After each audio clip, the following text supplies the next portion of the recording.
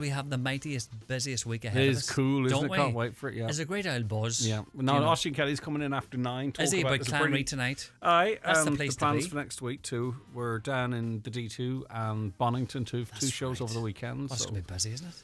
It's But gotta be sure, good, it's the but week sure, what of else it. would We you have to get? do this, don't we? Of course. And we want to do it. Massive. It's great buzz. It's huge. Did you feel it kind of crept up on us, though? No, I think... Dare to dream. I think until the semi-final was over... Although I did predict this on my social media a long time ago. Did you? I did. I kind of woke up. I kind of woke up this morning just thinking to myself, right, this time next week, do you know? We'll have. Oh God, what way we want to be feeling? Like, do you know? Obviously, you want to be coming back. I think it's okay to be optimistic. Sometimes we kind of go, oh well, you don't want to be confident because Listen, at the end of the day, the team will perform on Sunday how they'll perform. We can allow ourselves to be confident without it jinxing it. Jinxing it's. Do you know what Wheelie said to me yesterday? He says, Daddy, I heard on the radio that the Donegal team's going down to Dublin today. That wouldn't be right, would it? He heard picked that up. I would doubt that very much. I doubt that very much, wouldn't you? You'd want to be in your own patch as much as possible and go down there and just bang it out of the park. This is a big week in terms of prep because, a lot of it's, I presume, tactical, psychological. The guys are as fit as fiddles. Yeah. Right? So it's about them getting it right on the day. They don't want to do a Cork. No. That was a bit of crack, wasn't it? Oh, it's good for Tip, isn't it? Yeah, but the capitulation in the second half, what was it, 3-18 to 2 points? Yeah, 1 something, just in the second half. I didn't watch it, but there was a lot of buzz about it, wasn't there? Yeah, well, it's all about us now, boy. It's all about Donegal. RTE all of a sudden taking an interest. They know where we're at now. See you there. It's good to have you up, lads. All right, do you hear? Be nice to us now. All right, come here, have a good show, right? All Welcome back.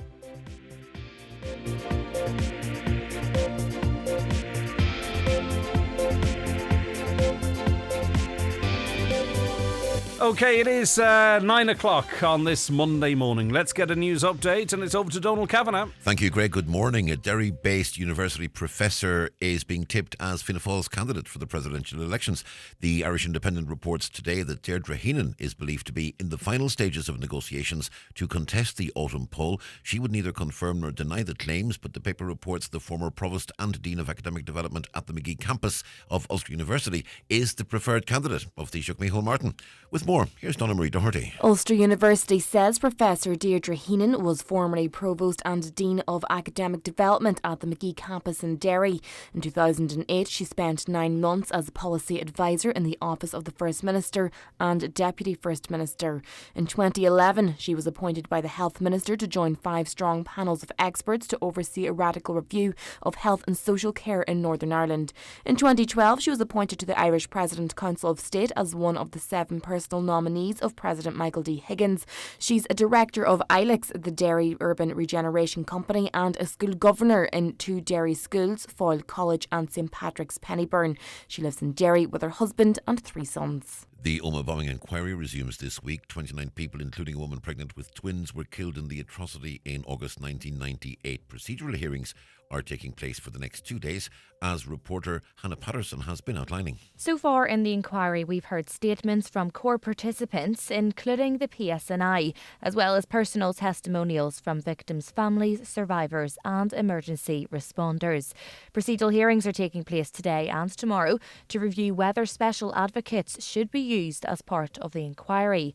That's a person who represents the interests of someone who isn't allowed in a closed hearing. The Omagh bomb is known as the worst single atrocity of the Troubles in Northern Ireland.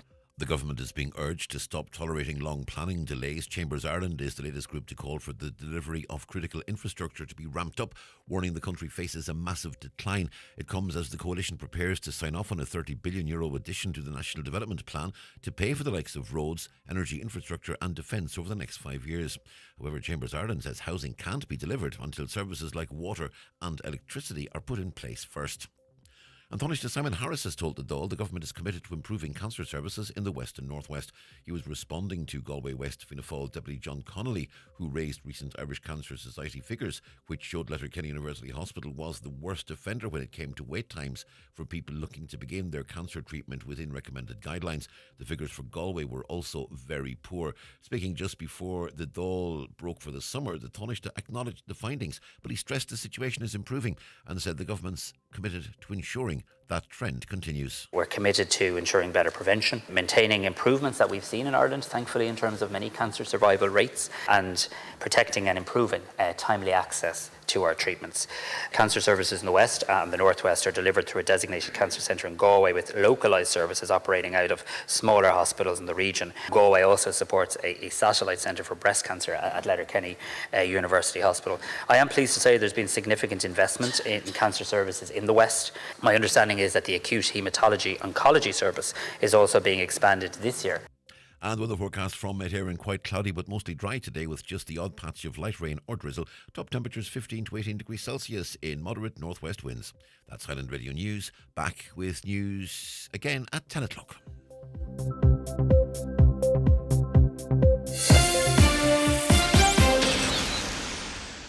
Batch cooking never used to be a thing, but makes so much sense. A little effort up front and you're sorted for the week. Planning your finances? Same deal. What you do now can make your future easier. So visit the AIB Life Hub in your AIB mobile banking app for all the information and ingredients you need on investments, protection and pensions. AIB, for the life you're after. Allied Irish Banks plc is tied to AIB Life for life and pensions business. Allied Irish Banks plc is regulated by the Central Bank of Ireland. Sale Assurance DAC trading as AIB Life is regulated by the Central Bank of Ireland. Allied Irish Banks plc is a 50% holding in Sale Assurance DAC. And now, it's time for the talk of the Northwest. The 9 to Noon Show with Greg Hughes on Highland Radio. Hello and a very good morning. You're very welcome along to this Monday's 9 till Noon Show. 5 minutes past 9 on the 21st of July 2025. And what a week we have in store, obviously. We'll have all the usual features, conversations and news that you'd expect on the show. But all roads lead to Croker too, don't they? And we've got so much going on. Oisín Kelly's going to join me a little later on just to give you a sample of some of the stuff we've got lined up for you, whether you're in the county or whether you're down in Dublin. But the thing about what our position is here, which we're so blessed to have it, is that maybe you can't head to Dublin, or maybe that you can't get along to certain events. But we're here. You can listen to everything on the radio. We'll have all the build-up, all the shows, and then of course the big match commentary next Sunday, where we hope and pray that Donegal beat Kerry. So that's all coming up over the next week. So stay here with us. 086 60 25,000. That's the WhatsApp and text number. 086 60 25,000. Or give us a call on 07491 25,000. Or email comments at highlandradio.com. And don't forget, you can watch the programme. We're streaming live on YouTube on the app, so if you have a smart TV or a Fire Stick, you can watch us there if you're at home or working from home. And we're also on Facebook and X. Oisín Kelly's going to be joining me shortly after we look at the papers, just to give us a sample of what we can look forward to over the next 6 days. So stay tuned for that. But let's look at the newspapers. Oh, by the way, sorry, a big thanks to Michaela Clark and Donald Kavanagh for covering me last week. Had a great week off and fully refreshed, so to speak, and looking forward to this week. It's great to be back. Right, the HSE has said ensuring the safety of employees is their top priority, as the Donegal News reveals. There were 175 reported attacks on nurses at Letterkenny University Hospital in under 3 years.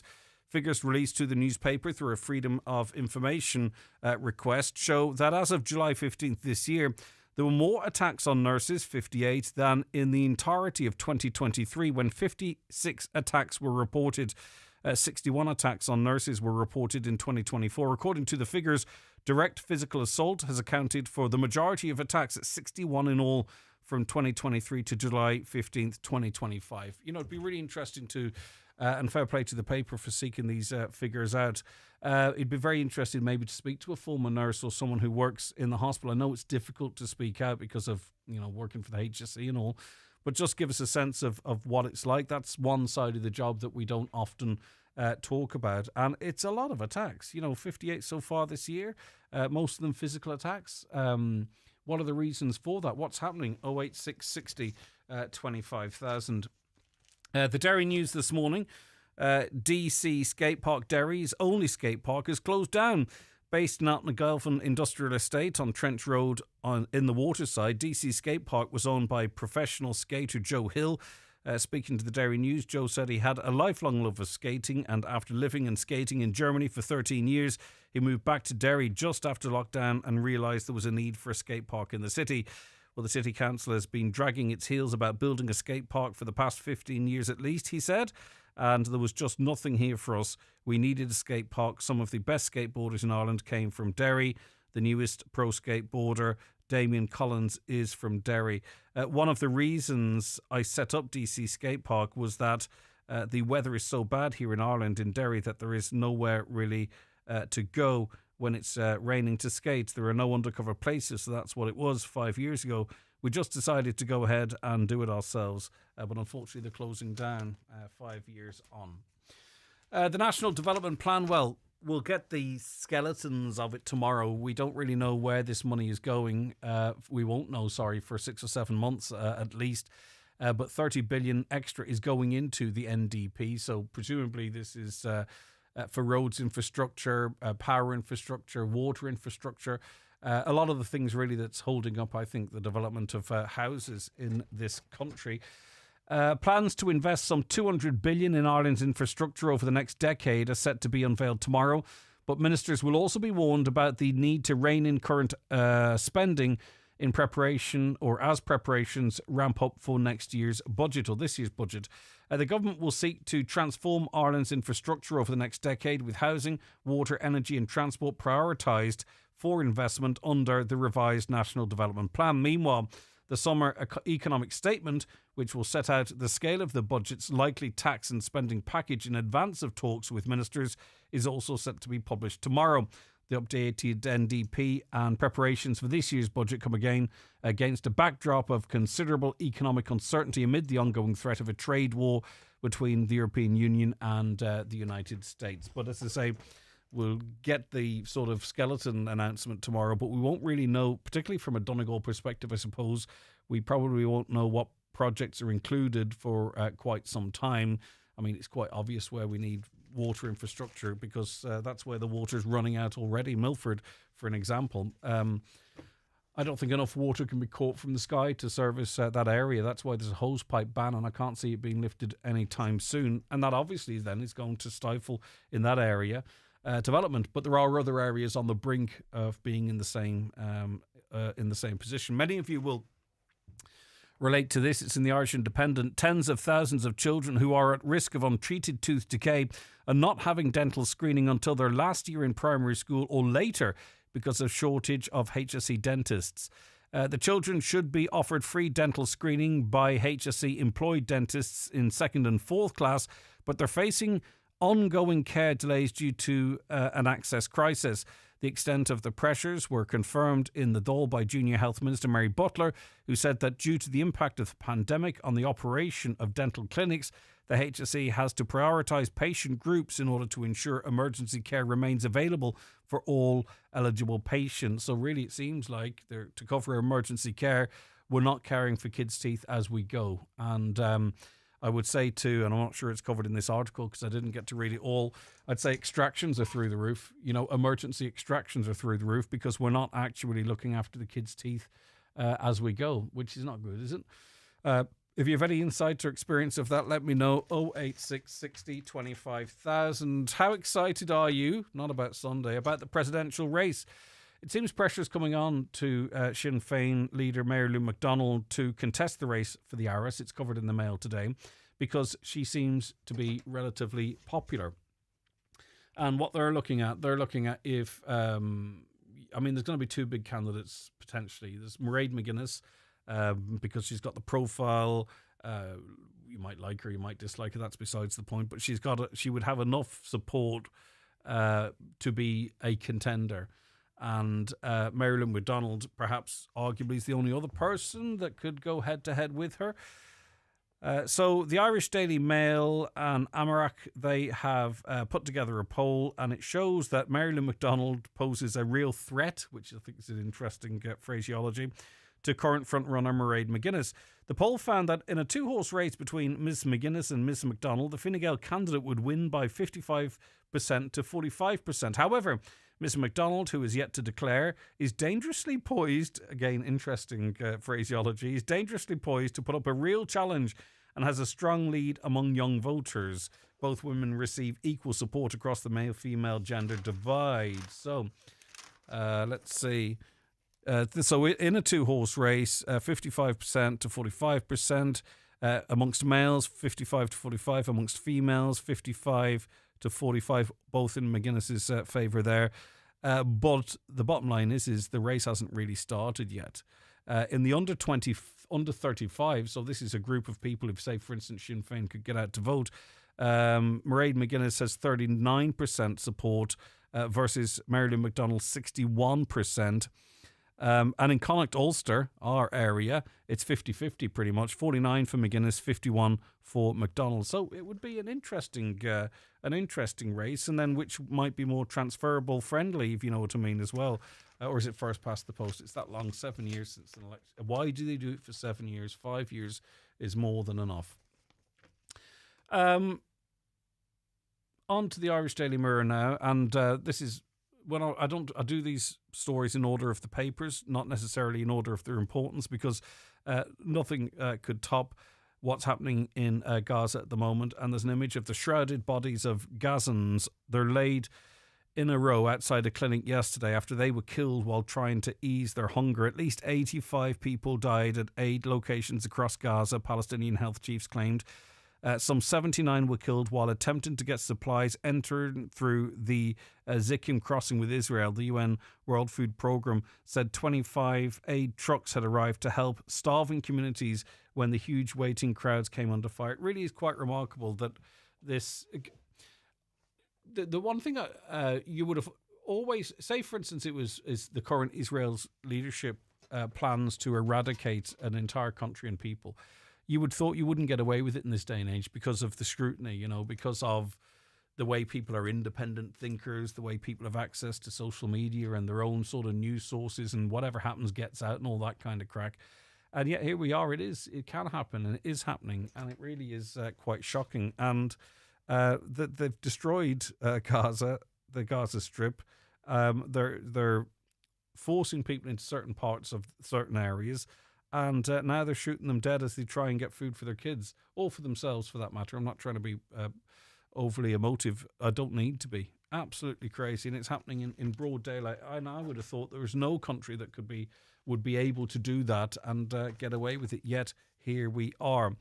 And this is just to as a matter of fact, by the way, because when you talk about the rental crisis, you have to talk about it in its entirety, even if it sounds like sometimes you're focusing on a certain demographic. But we've talked on this programme on numerous occasions about the pressure in the private rental sector because of a programme to house Ukrainians in the private rental sector, and they have money in their pockets. We talk about putting a tenner back in the pockets. Well, they've got 800, and it'll soon be down to €600 of rent in their pockets, going for the same houses that other people, other demos effectively don't have, right? So it's going to skew the rental market, isn't it? And as I say, it's not to offend anyone, but we're going to speak openly on this show, and we've talked about this before, and now we're starting to see some statistics that talk to this. And it's in the Star, I think I mentioned. A scheme for housing Ukrainian refugees in the private rental sector is sparking concern as the number of properties being used is up 17% since January. More than 21,800 dwellings are currently being used under the Accommodation Recognition Payment Programme, according to official figures. It represents an increase of over 3,100 additional properties since the start of the year. So owners or tenants of such properties, they're entitled to claim a monthly payment of €800 for housing Ukrainian refugees who arrived in Ireland under the EU Temporary Protection Directive, but the sum has been reduced to $600 per month since January 1st. But I still believe that to be tax-free, and I said this right from the get-go. It's being topped up significantly. I would know of cases of people paying €600-700 on top of the €800. So bringing rents to €1,400-1,500, where they probably should be €1,100 or €1,200. But what that does is, firstly, it takes that rental property out of the market, the level playing field market, should I say, but also, too, it kind of edges up rentals in these certain areas. So 21,800 homes, private rental homes, are being used to house Ukrainians who presumably were in hotels or other grouped accommodation in the past, which is a huge figure. And I would say, I wouldn't be surprised if it was in the multiples of thousands here. I'll just check the figures a little later to see if there's a county breakdown. But the figures were provided in response to a Dáil question by Sinn Féin's Home Affairs spokesperson Matt Carthy. The figures indicate around 1% of the Republic's 2.1 million housing stock is being used to house Ukrainian refugees, but that doesn't tell the full story because some counties have greater populations. So that national housing stock figure is misleading. It's going to be much higher here. And I was on Ryanair during the week. I have to say, people like to dish Ryanair or diss Ryanair, I think the kids say.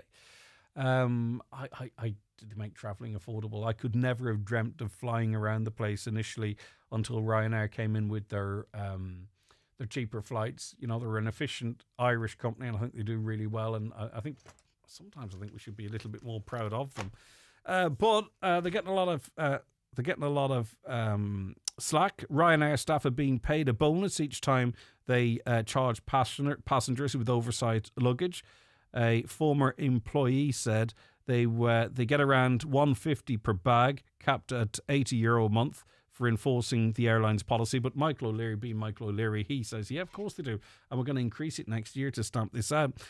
Ryanair confirmed the incentive to charge up to €75. A payslip showed the gate bag bonus, the Sunday Times said. But what do you think about it? I mean, what I see on a Ryanair flight, and I don't travel as much as I have in the past. In fact, this was my sort of first flight last week since before the pandemic, is that 99% of people just get on about it. They know the size of the bags, they know where it needs to fit. If they need extra baggage, they book it and they throw the bag in the bottom of the plane and what have you. But you do see, it's very apparent, you do see quite a lot, even though it's the minority of people trying to get around it, trying to pull the wool over the eyes, so to speak. And I think it's that the airline is targeting and not your sort of average traveller, if that makes sense. But anyway, have you travelled Ryanair? Would you ever travel with them? What do you think on that or anything we've been discussing, of course, in the papers? 086 60 25,000. That's the WhatsApp and text number. Or give us a call on 074 91 25,000. Daily newspapers are courtesy of Cosgrove, Centra and Diner, Mountaintop, Letterkenny.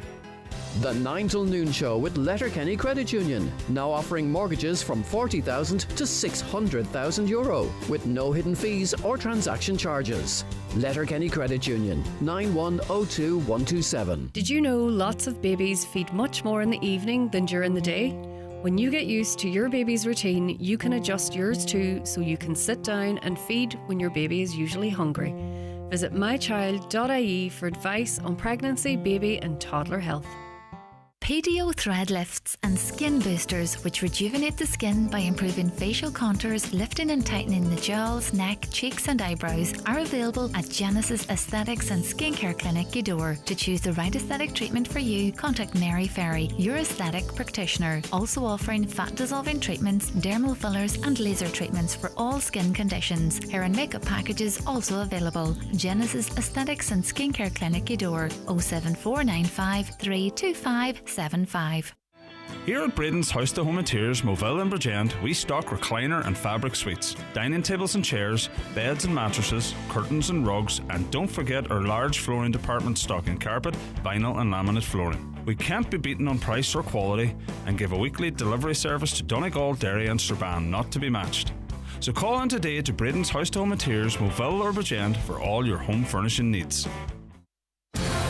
Fest 2025 returns to Oakfield Park this September 6th and 7th. 2 days, 2 stages, 1 unforgettable weekend. Enjoy live music, incredible food and drink, and glamping under the stars, all in one of Ireland's most spectacular settings. Saturday, live and original, featuring Wet Wet Wet, Boney M, Racy, and the Whistling Donkeys. Sunday, Legends Reimagined, with tribute performances to the Eagles, Blondie, Springsteen, and more. Tickets are going fast. Get yours now at oakfieldpark.com. A legal secretary is required for immediate start in Letterkenny. This is a full-time role, Monday to Friday, with excellent career opportunities. Good communication skills required. Email your CV to mcgnotary@outlook.com. Highland Radio Time Checks brought to you by EirGrid, the operator and developer of Ireland's electricity grid. EirGrid, powering up communities, powering up Ireland. The time is? The time now is it's 23. Sorry, the whistle back there. 23 minutes past 9. Oisín Kelly is in studio with me now. Hi, Oisín. Good morning, Greg. How's it going? It's going very good. It's All Ireland final week, Greg. Yeah, very exciting. Very exciting. Yeah. I said to Gooch a little earlier on, it felt like it crept up onto us, and now we're going at 10 to the dozen. It's because we didn't dare to dream until we got through the semi-final. Well, that's it. Well, it really ramps up now this week, Greg, and the lead up to the big event on Sunday. And we have lots planned, and it's fantastic to be involved in it, Greg. It's wonderful. All right, it starts tonight, really. We kick off All Ireland final week this evening with our big show in the Clanry Hotel. It's the big match countdown. It's our All Ireland preview show, and it's in the Clanry tonight, and it all kicks off at 8 o'clock. And we're going to have some expert opinion on the game which is coming up, and we'll do a bit of reminiscing and recapping on former All-Ireland wins as well for Donegal. We have a panel that is going to be stacked with 1992 and 2012 All-Ireland winners that will join us tonight in the Clanry, and we'll also have some brilliant live music as well. Darren Booth, David Craig and our very own David James will be coming along to sing a few songs, and it all starts at 8 o'clock this evening. And listen, Greg, the tickets have been flying out the door. Yeah. So they have, and they're still available. If you want to purchase a ticket for the event, go to our website, highlandradio.com now. It's €20, and we are supporting the Donegal Team Training Fund in the lead up to the All-Ireland final. And we're also going to help out Northwest Special Olympics tonight as well. We're going to make a donation to them. So tickets are still on sale and still available at €20 on our website. And Greg, if you don't get a ticket and you decide to go along this afternoon, you will be able to pay at the door as well. All right, okay. and nothing beats being there, but it's also going to be streamed on the radio tonight. Yes, but yes, we're going to put it out on air as from 8 o'clock. Right, okay. But as I say, nothing beats being there, and a fantastic panel as well. And the crack, you see, you can't beat the crack. People know these types of shows. You can't beat the crack. And there's a buzz with it, right? There's a huge buzz with it. And it'll be a good crack tonight. There'll be a bit of slagging, there'll be a bit of reminiscing, there'll be a couple of old stories. Yes, you will have the serious football talk, but there'll be a lot of lightheartedness with it as well. And remember, if you do go along, Greg, you'll be in with a chance of winning a goodie bag. We've got Michael Murphy Sports goodie bags up for grabs, and Michael Murphy's have put them together where they contain basically everything essential that you will need as a Donegal supporter in the lead up to the All-Ireland final. And there's a voucher there as well to spend in Michael Murphy's sports shop. And on top of that, us at Highlands, with the help of a number of other business locally, we're going to throw in a few more vouchers as well. So Watson's Menswear in the main street in Letterkenny, Callahan Electrical in Burt in Letterkenny, O'Donnell's Mace and Go Fuels in Crawley, Kilmacrennan and Ellistrin, and Backstage Restaurant at Century Play. Brilliant There's stuff, also okay. vouchers for those in the goodie bags as well, and we thank everybody for jumping on board to make them goodie bags very, very attractive, Greg. There's lots in them, and many thanks as well to Paddy at BizPrint, who has printed the envelopes for us tonight that will be on the seats, that if you do go along, you will be able to make a donation to the Northwest Special Olympics, be it 50 pence or be it €50. It's totally up to you, and that will get you into the draw for those good. And the one thing we know already is there's going to be a great crowd there. So the crack's guaranteed, as well as obviously a brilliant panel, yourself and Brendan, and live music as well. So this gets the week going. There's well over 400 tickets sold at this stage, Greg, so we're going to have a lot of people in the room. So brilliant stuff. Okay, so how do you get you can pay at the door. The door. You can pay at the door, or ideally book your tickets online. Ideally book your tickets online. It's 16s and over. 16s and over, because there will be an open bar there, and there times maybe the language is a well, that's what you get when you have Brendan Devaney on stage. Yeah, that's it. So listen, Brendan's going to be tasked with have a the swear jar. Have a swear jar. I donate that to the and we're putting this out on air. We have to be very, very careful as well. Exactly, of course. So we will. David Craig, Darren Booth, two brilliant artists as well. You said our own David James. Our own David James is coming along to sing a real humbling, true Donegal song. Humbling? Yeah. Well, now we have to play a game. Why? It'll have people swaying in their seats, and they'll be the likes of You're trying to guess what which that one might it be. is. Yeah, of course. But yeah, no, it's a really, really good Donegal song. And Right, okay. David James is coming along to sing it. Brilliant and stuff. Listen, some of the guys are going to join us tonight. We have to mention them as well because they're giving up their time and coming to join us on stage. 2012 winners, Eamon McGee. He's always good value, Eamon. He shoots from the hip. He says it how it is. He does. We might have to put a box for something beside him too. Frank McGlynn, Ryan Bradley, all 2012 winners. Brilliant stuff. Anthony Malloy, Martin McHugh and Tony Boyle will be joining us along the way, all 1992. And a couple of All-Ireland winners from the neighbouring county, Tyrone. Why? So Ronan McNamee. Listen, well, put like this, Ronan McNamee's coming. And Ronan, his mother is from Donegal. Right. He's an All-Ireland winner in 2012. And he's an All-Star in 19. Okay. Knows a thing or two about it. He's very, very happy to come along. And Gavin Horst Devlin's coming too. Mickey Hart's right-hand man. He was the trainer. But he also won All-Ireland in I was 2003. joking, but do you know what? I know you were joking. It'll be interesting to get... we're in a bubble. Yeah. If you know what I mean. It'll be interesting to get some perspective from outside the county as well. Yeah. Well, Gavin Devlin said some very interesting things about Donegal in recent years on podcasts and different things, and it's going to be. You've got the interesting. receipts. Hi, You've got the receipts. Got the receipt. I've got the actual audio of that. All Sounding right, good, okay, Greg. yeah, that's what we call. But no, the we're looking receipts. forward to having Gavin and Ronan as the neutral views from Tyrone. Coming to Tonight join is us going to tonight be as well. a great night. There's absolutely no doubt about that, and it's going to be a big show with big guests and great music as well. Get along to the Clannery. There are already over 400 people going to be there, so you can imagine the crack and the buzz that's going to be there. If you love your football and you want to get the buzz going early, get onto the website right now. Go into the shop section. It's not called a shop, they called it something else, which I've never agreed with. The outlet, yes. Yeah. Brilliant idea, actually. Sorry. You're on holidays for a week. Yeah. The outlet. And but get your tickets there. There's loads of other stuff coming up as well. So that's tonight. Where are we at now in this week, Oisín? I was sort of saying in passing to Gooch there, all the training's been done, I presume. All the drills have been done. There will be no intensive training this week, would they? Or would there? Oh, it's all tapering off This stuff. is all about... yeah. You have to remember Donegal, like the way the games are coming thick and fast, week in, week out, and then we got a 2-week break ahead of the semi-final. A lot of that's recovery, getting you right for the next week. A lot of that's recovery. Now there probably was intensive training sessions that lead up to the semi-final. Jim McGuinness has spoke about this. They're not like what they were before. Like they're not spaced out over 2 hours where there's really, really high level intense stuff. They seem to be a bit shorter because I heard him talking about 45 minutes for a session. Right, okay. That seemed because there's such a short period of time. But you will have a really, really high level base.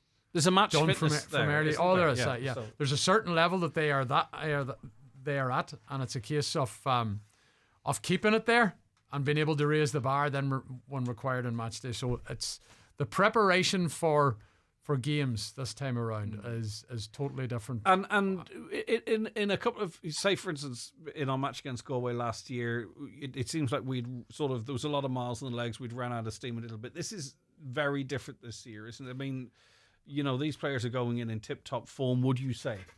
Oh, without doubt. We've seen the level Physically, of the I mean, physically, yeah. Physically, it's all there. Like we've seen that against Meath, particularly in the second half. Like when you see Donegal players sprinting up the sideline, covering 3/4 of the pitch with minutes to go in a game, Greg, running the same sort of speed that they would be running at in the opening 10 minutes, that gives you an indication of physically and fitness-wise where they're at. Now, Jim had said this himself, that the year probably caught up with them in Galway last year, but all that work that they done last year would be seen as a foundation for what was to come this year.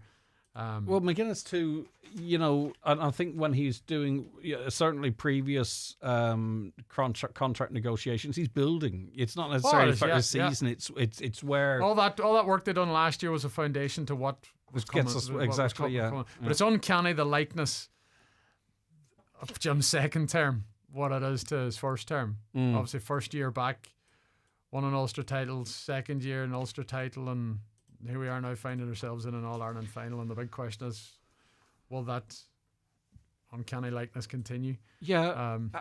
What do you think? We're going to win.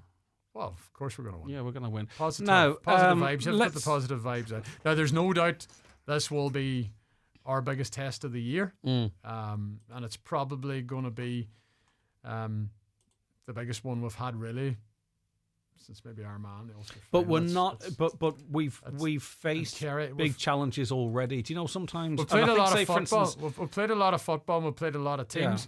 Yeah. Kerry sort of just cruised through Ulster.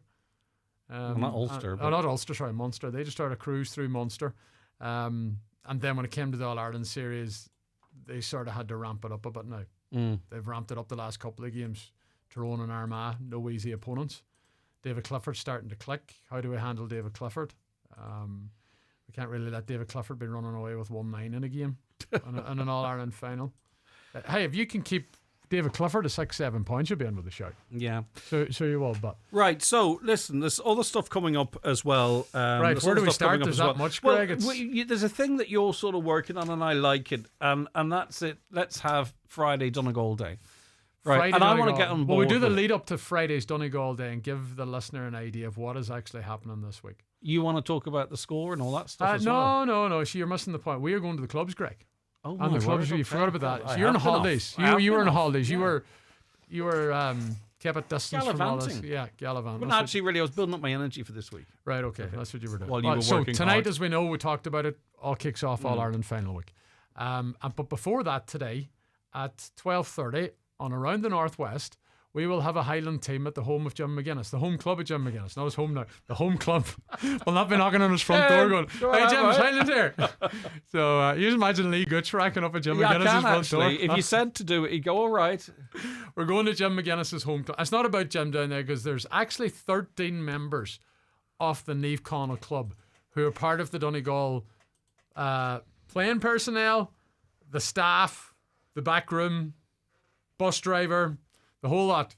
There's 13 of them, and we have to say well done to the club and to the community in Glenties, because when our Highland team drives through it today, there's no doubt they'll have their videos out, because they've the green gold bunting all across the main street, and they have big life-size cardboard cut-out photographs up high on the lampposts of all 13. Wow, brilliant. So Muriel Higgerty, the secretary over there in Niamh Conaill, she was working very, very hard. So what you could say, we could reword what we were talking about earlier. We're actually kicking off our All Ireland final week in Glenties this afternoon. Not so much the show. It's in Glenties this afternoon. So this is going to take a little longer. I'm going to take a break, right? Yeah, go ahead. Then what we'll do, I'll take a break and we'll come back with more of what's lined up. I'd forgotten about the daytime stuff as well. All right, back after these with more from Oisín. The 9 till noon show is brought to you by Letterkenny Credit Union, offering low-rate car loans with fast approval. Apply online at letterkennycu.ie or in office today. If you're aged 59 to 70, we will invite you for a free HSE bowel screening home test. Screening can help find signs of bowel cancer early, before any symptoms show, making it easier to treat.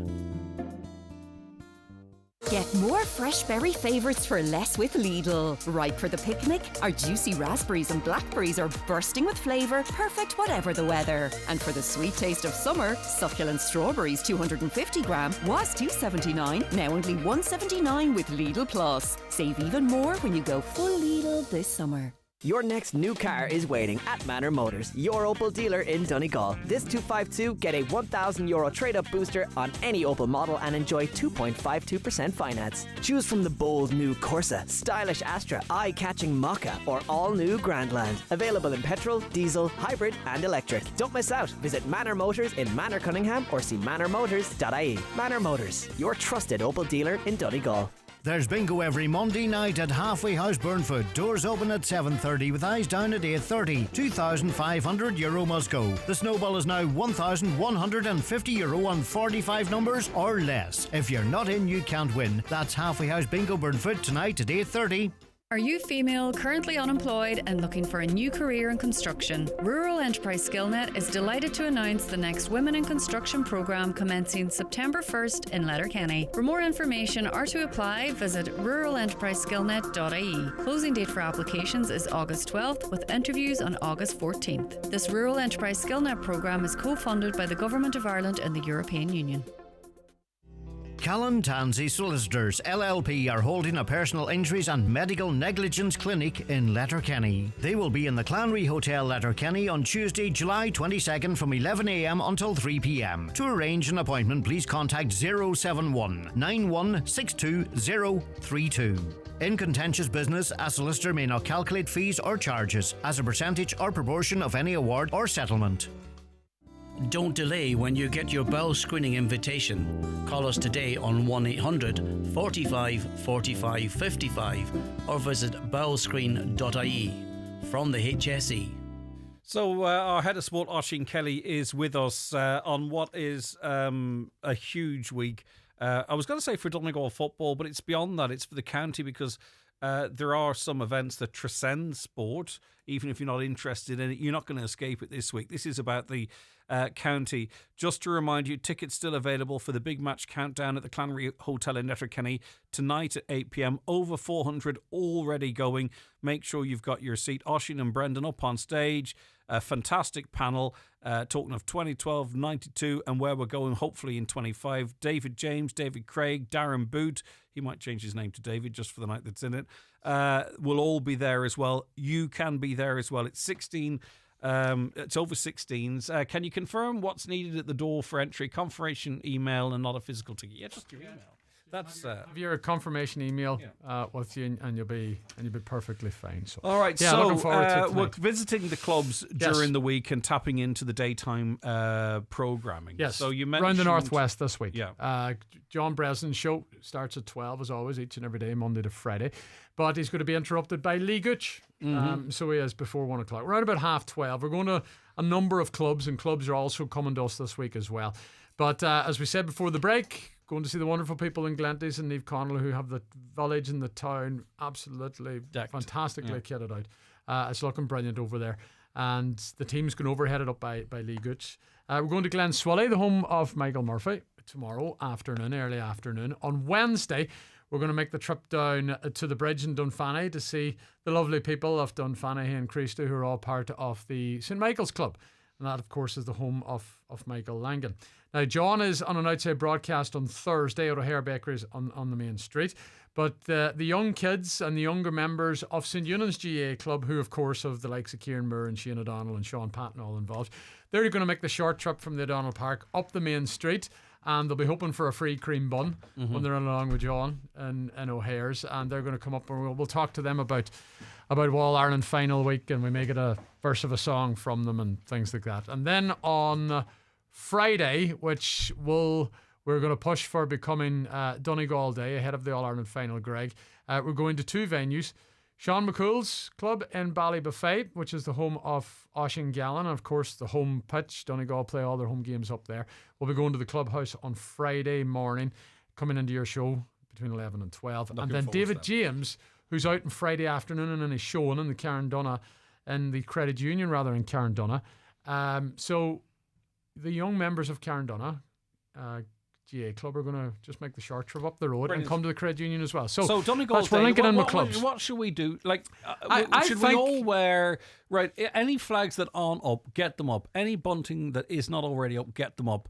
And everyone, if you've got your Donegal jersey, pull it on. Anything green and gold. I think wouldn't it be amazing if wherever you went on Friday, there was this sea of green and gold. Yeah, let's make it Donegal Day because we're going to town. We're going to town. Make Friday Donegal Day. Go into work with your Donegal tops on.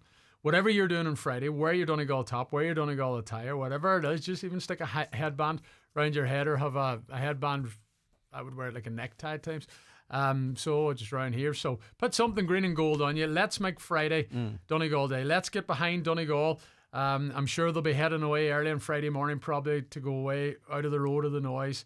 Let's try and give them the best possible send-off as we go to an businesses themselves can declare Friday Donegal Day. They can. Get pictures, send them in to us. We'll get them up on our socials. Yeah. We'll tell you more about that on Friday. But we're gonna do Donegal Day here on Highland every day's Donegal Day, but you know what I mean. Get the green and gold on, have the crack as we head into what has the potential to be an amazing, historic weekend for our county. What's the story with tickets and clubs? I do love people's optimism. I've seen a couple of pictures on a couple of posts on Facebook, and I'm not sure if they're jokes or not. Looking for 2 tickets for Croke Park on Sunday. If you've got them spare, let me know.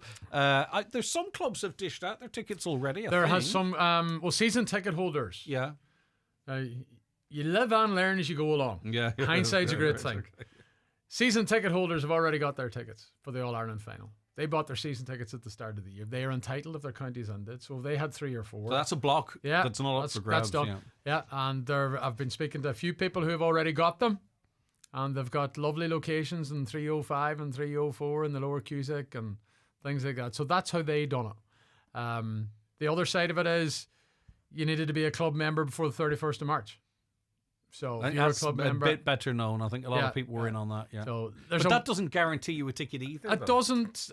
Well, it seems to be the rule of thumb is if you're a member by the 31st of March and you're a member of the GAA with a club in Donegal, you would be entitled to a ticket. Yeah. Okay. There'll be enough for you. Yeah. For members. Yeah. That's my understanding of it. Yeah. But there's a lot of other variables in there when it comes to tickets as well. So. Listen, we live and learn, as I said, and hindsight's a great thing, but I think the ticket thing will settle down come midweek. So it will. People have a better idea who's getting them, who's going, who's not, if there is any other tickets available. So I think that it will eventually settle down. Last week it was crazy the amount to talk about tickets. Yeah. And you have to understand, but you said it already, Greg, this is a Donegal GA thing. This is a sporting event. But it has become much more than that. It's a crossover event. It's a huge county thing. And we knew by the amount of calls that we were getting here last week. Oh, my son's coming back from Vancouver in Canada, or my son's coming from here, or the family's coming back. They want to be part of it.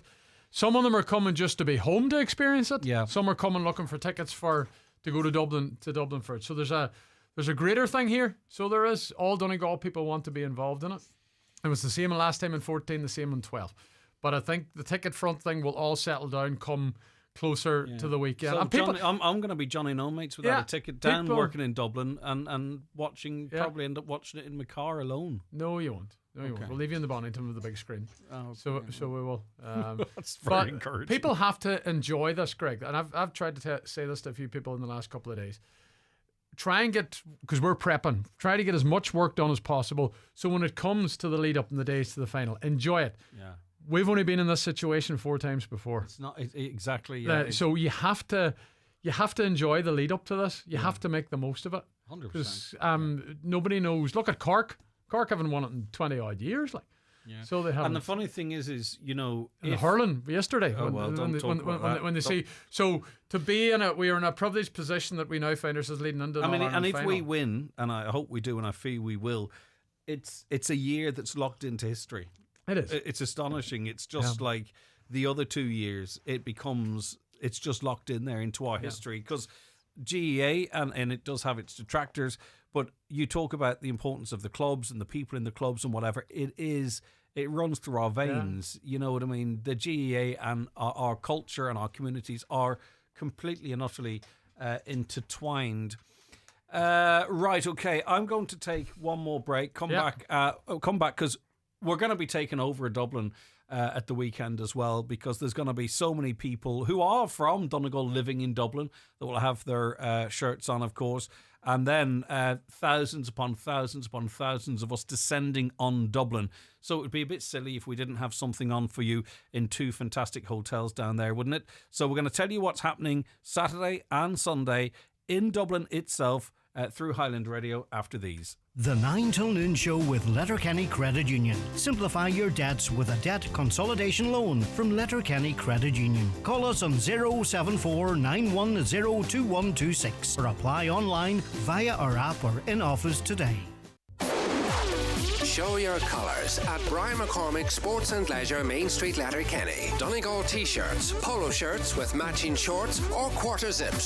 Support our team, be proud and be loud with the latest jerseys. There's Donegal on-pitch jerseys, or try the latest training jerseys from only €45. Brian McCormick Sports, supporting Donegal GAA, sponsor of Donegal Football All-County Division 1.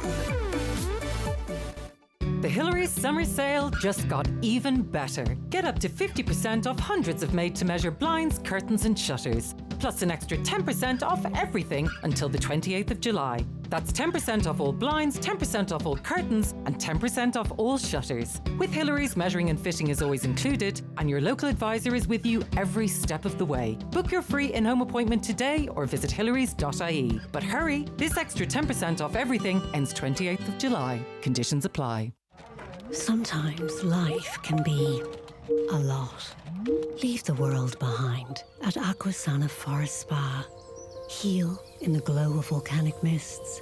Reinvigorate your body in the ice cave. Feel boosted by hot spring bubbles.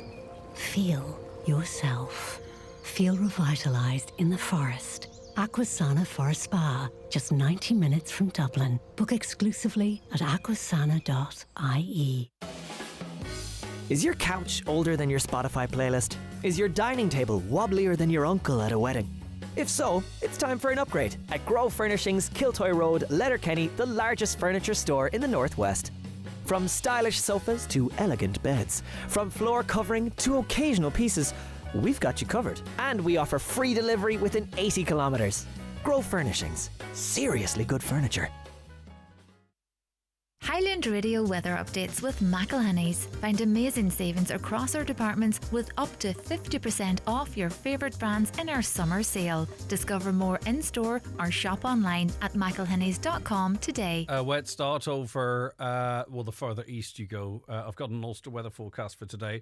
We're going to have it mostly dry here in the west of Ulster. There's a chance of isolated thunderstorms, but will be largely dry with the odd patch of light rain and drizzle. And the rain will ease later in the afternoon. Temperatures 15 to 18 degrees in moderate northwest winds. Oisín Kelly was due to pop in for 5 minutes. I'm just checking the Dublin weather forecast here for Sunday. Oh, yes, interesting. Okay. Maybe you could do that when we're not on radio. Let me see. Dublin at the moment. It's given for rain in the afternoon. It's actually given to rain all day. Good. We'll be well used to that in the wet northwest. It'll suit us down to the Kerry will ground. be used to it in the True. wet. Right, so we've got Tickets. the big show tonight, right? We've got the big show tonight. Just to remind you, it's in the Clanry. Over 400 people are going to be there. We've got a brilliant panel. We've got brilliant live music with Oisín and Brendan up on stage. The week properly starts tonight, I would argue. I know there's other stuff going on, but this is just where we get a real sense of where we're at as a county. We have this all drummed up, Greg, as Highland's Road to Croker. This is our road to Croker, and the guys at Highland Motors across the road have teamed up alongside us, and they're joining us throughout this week, supporting us on our broadcasts, and it's very, very exciting, and we're going to go the whole way into the heart of the capital at the weekend as well. And they've a yellow Renault 5 over there. They just have to and a green one. I was going to say they just have to paint. Here's the a back of question: the green and yellow gold or green and yellow? The green and gold. It's Donegal colours: green and gold, green and yellow. Some people say different. I don't matter. I think they're interchangeable. Lawrence actually should give us one of those Renault 5s.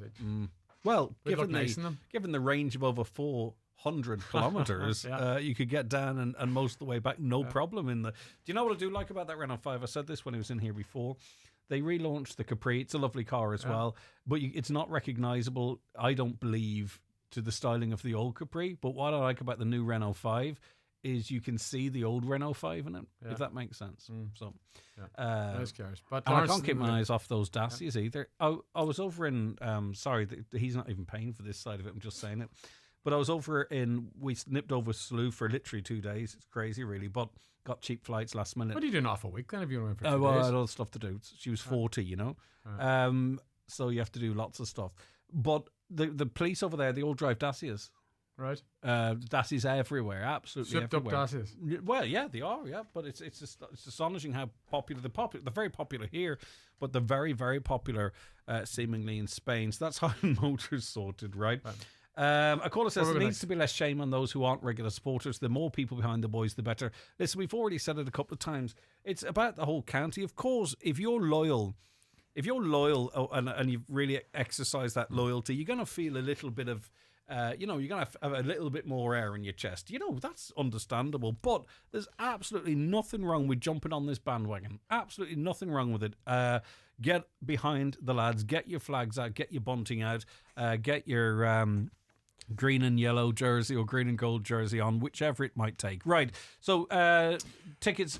Right, we talked about tickets. Yeah. We've got 2 here at Highland to give away, Greg. We forgot to mention that in association with Airgrid. And we've got an overnight stay on the Saturday night, the night before the match, in the Harcourt Hotel in the heart of Dublin, in the city centre as well. And all you have to do is go to highlandradio.com. We're going to make the draw at 11:45 this coming Wednesday, the 23rd. So 2 tickets for the All-Ireland final, an overnight stay the night before the match in the Harcourt Hotel in Dublin. It's a Donegal-owned hotel. The McGill family originated, of course, from Glenties. Tickets are just €5, or you can buy 3 for a tenner. Get your ticket out. You never know. One lucky winner it's your is going chance to get. It's your chance to win 2 tickets for €3.33. Effectively, you can do. Yep. Right. So where are we going now? So Saturday night now, as I said earlier on, many of us are decamping to Dublin. We're going to be taking Dublin over. You will not be able to blink without seeing a Donegal person, a Donegal jersey. We are, as I say, taking the capital over, and it's about time too.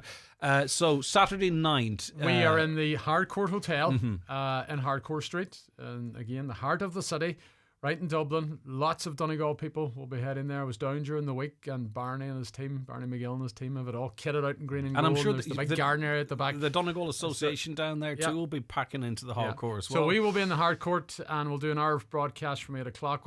It's mainly about the fans. At that stage, all the serious talk about the football is done in Highland, so it's mainly about the fans. Yes, we will be talking football to former footballers, but we'll also be meeting the Donegal fans down there on Saturday night. But the big one's Sunday morning. And we've teamed up. Sorry, before you go to Sunday mornings, you're itching to get at it. I'm itching to get it all O'Reilly done in 2 Sports minutes. are going to give us a number of Donegal retro jerseys to give away on Saturday night in the Harcourt as well. So many thanks to them. And if you are in Dublin, go to the Harcourt this weekend.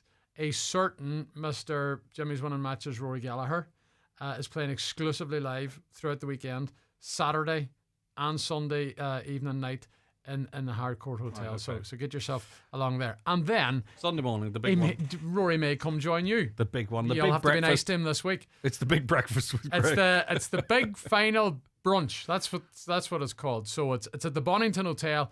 Again, an hotel which is associated with Donegal. And it's going to be packed with Donegal people. We were there know in that for a 12, fact, yeah. and we were there in 2014, and we're going back in 2025. And I don't know who convinced us to take you along with us, but we're going to get you to present the show and talk to Donegal supporters. There's going to be live music. We'll have a number of giveaways. It's all about the big match atmosphere. It's all about making it Donegal. Let's talk to. And I don't want anyone to Donegal be shy. people. If you're down there, I want to talk to you as well too, by the way. So you can come along. You don't have to be staying in the hotel, by the way. You can come along from 11 till 1. But there is If you're in also Dublin at all, if you're living in Dublin, come up But there's to a the north fantastic side. there's a fantastic offer on there as well, because there's an all-you-can-eat buffet breakfast being supplied by the Bonington for 20 notes, right? Yeah. Which is effectively you eat that. That's all you have to eat, because that will cover you for the day. I find you have a fry in the morning. You can eat as much breakfast as you want. It's a buffet. All you can eat buffet. You can drink as much tea and coffee as you want. If you go to Dublin, you get 3 cups of coffee in Dublin. Like, you're talking a tenner straight away, if not more. So get yourself along to the Bonington. It's €20. You can pre-book that, Greg. Online. We'll share out a link. Yeah. Go to the Bonington Hotel, go to Highland Radio socials as well. We'll share out the link. So get your breakfast, book it early, because you'll be guaranteed that you'll be able to get it. But you can come along and pay in the morning as well. And the doors will be open it's in the conference room, Greg. So if you know the Bonington, it's the big function room. Yeah. So make your way there. The doors will open probably after 10, closer to 10:30. Go and get your breakfast. We'll be live from 1 o'clock, and it will be. And we have lots. Listen, I'm not doing this show there. There'll be lots of chat, lots of music. We'll play some music back from the station as well, and I'm going to look for a little bit of help from you on that in a moment. Okay, so listen, that's everything. Suffice to say, there's a lot happening this week. Yeah. We don't even know yet what else might be added in there, but we'll keep you Then updated. there's a match, Greg. There is a match, but we talked about that at the start. There's a match, full live match commentary. Oh, you want to talk about that now? Yeah, we better highlight that. What about the Sunday morning breakfast? We've done your Sunday morning brunch. Brunch, Greg. Get your head around it. It's brunch. I have my breakfast on a Sunday at about 12 noon. Yeah. Now, they can call it brunch, and they can be very 2025 and rightly so, but I will accidentally call it breakfast. Yeah. So, but yeah, the full match commentary right here on Highland.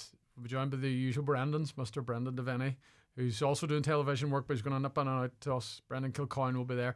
A 92 All-Ireland winner, Tony Boyle, will also be part of the Highland team. So you'll not miss a thing. Lots of people back home who's watching it on the TV will flick off the comm on the TV and throw us on the same right across the world, wherever you are. We get loads of messages all the time. And you know, because it's not on GEA Go exclusively, the timing is far more aligned. Yeah, but tell us at the weekend, on Sunday, before the match, let us know where you are in the world, where you're listening, and how far our Donegal diaspora start to steal extends some of my content for this week, but yes, that's a good idea. I have to come up with some stuff as well, Ash.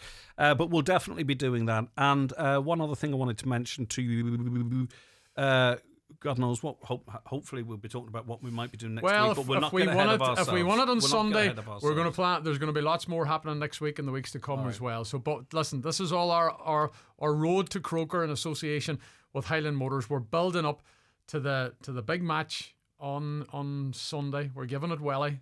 We're going to meet the clubs. The clubs are coming to us. We've got loads of shows on, and it all starts tonight, Greg, once again, in the Clanry Hotel. Thanks for your time, Greg. No, it's good. It's good. 45 minutes. It was. I wanted to get into the mood. I'm in the mood already, but I wanted to get even more in the mood, and I wanted to emphasise how important our partnership is between our listeners and us, and that we're all, I was going to say all in this together. But you know what I mean. We're building up to what's going to be, hopefully, an amazing historic weekend for our county. Back after the news and obituary notices. The 9 till noon show is brought to you by Letterkenny Credit Union. Digital loans now available. Apply online or via our app today and get your loan transferred directly to your current account. Dunfanny Golf Club on the Wide Atlantic Way. Open week starts 24th of July through to Sunday the 3rd of August. 3-ball, better ball, open ladies and gents stroke in Stableford. 4-ball, better ball and team classics. Just some of the daily competitions you can enjoy. Hit the fairways, enjoy the crack and be part of the Festival of Golf. To book, call 074 9136335 or visit dunfannygolfclub.com. Luxury is not merely seen or heard or even touched. True luxury is experienced. It lies in the minute details that elevate the ordinary into the extraordinary. It's quiet spoken, but leaves a lasting impression. You know it when you feel it. Luxury begins with L. Lexus. Experience amazing. Discover the all-electrified range at Lexus Letterkenny. Your dream Donegal wedding starts here. Join us at the award-winning Villa Rose and Jackson's Hotel Wedding Showcase in Ballybuffet, Saturday 9th of August, 12 to 5 p.m. Meet our dedicated wedding team, enjoy light refreshments and start imagining your unforgettable day. No appointment needed. Visit gallangroup.com for more details. My Future Fund, the new auto-enrollment retirement savings scheme, is coming.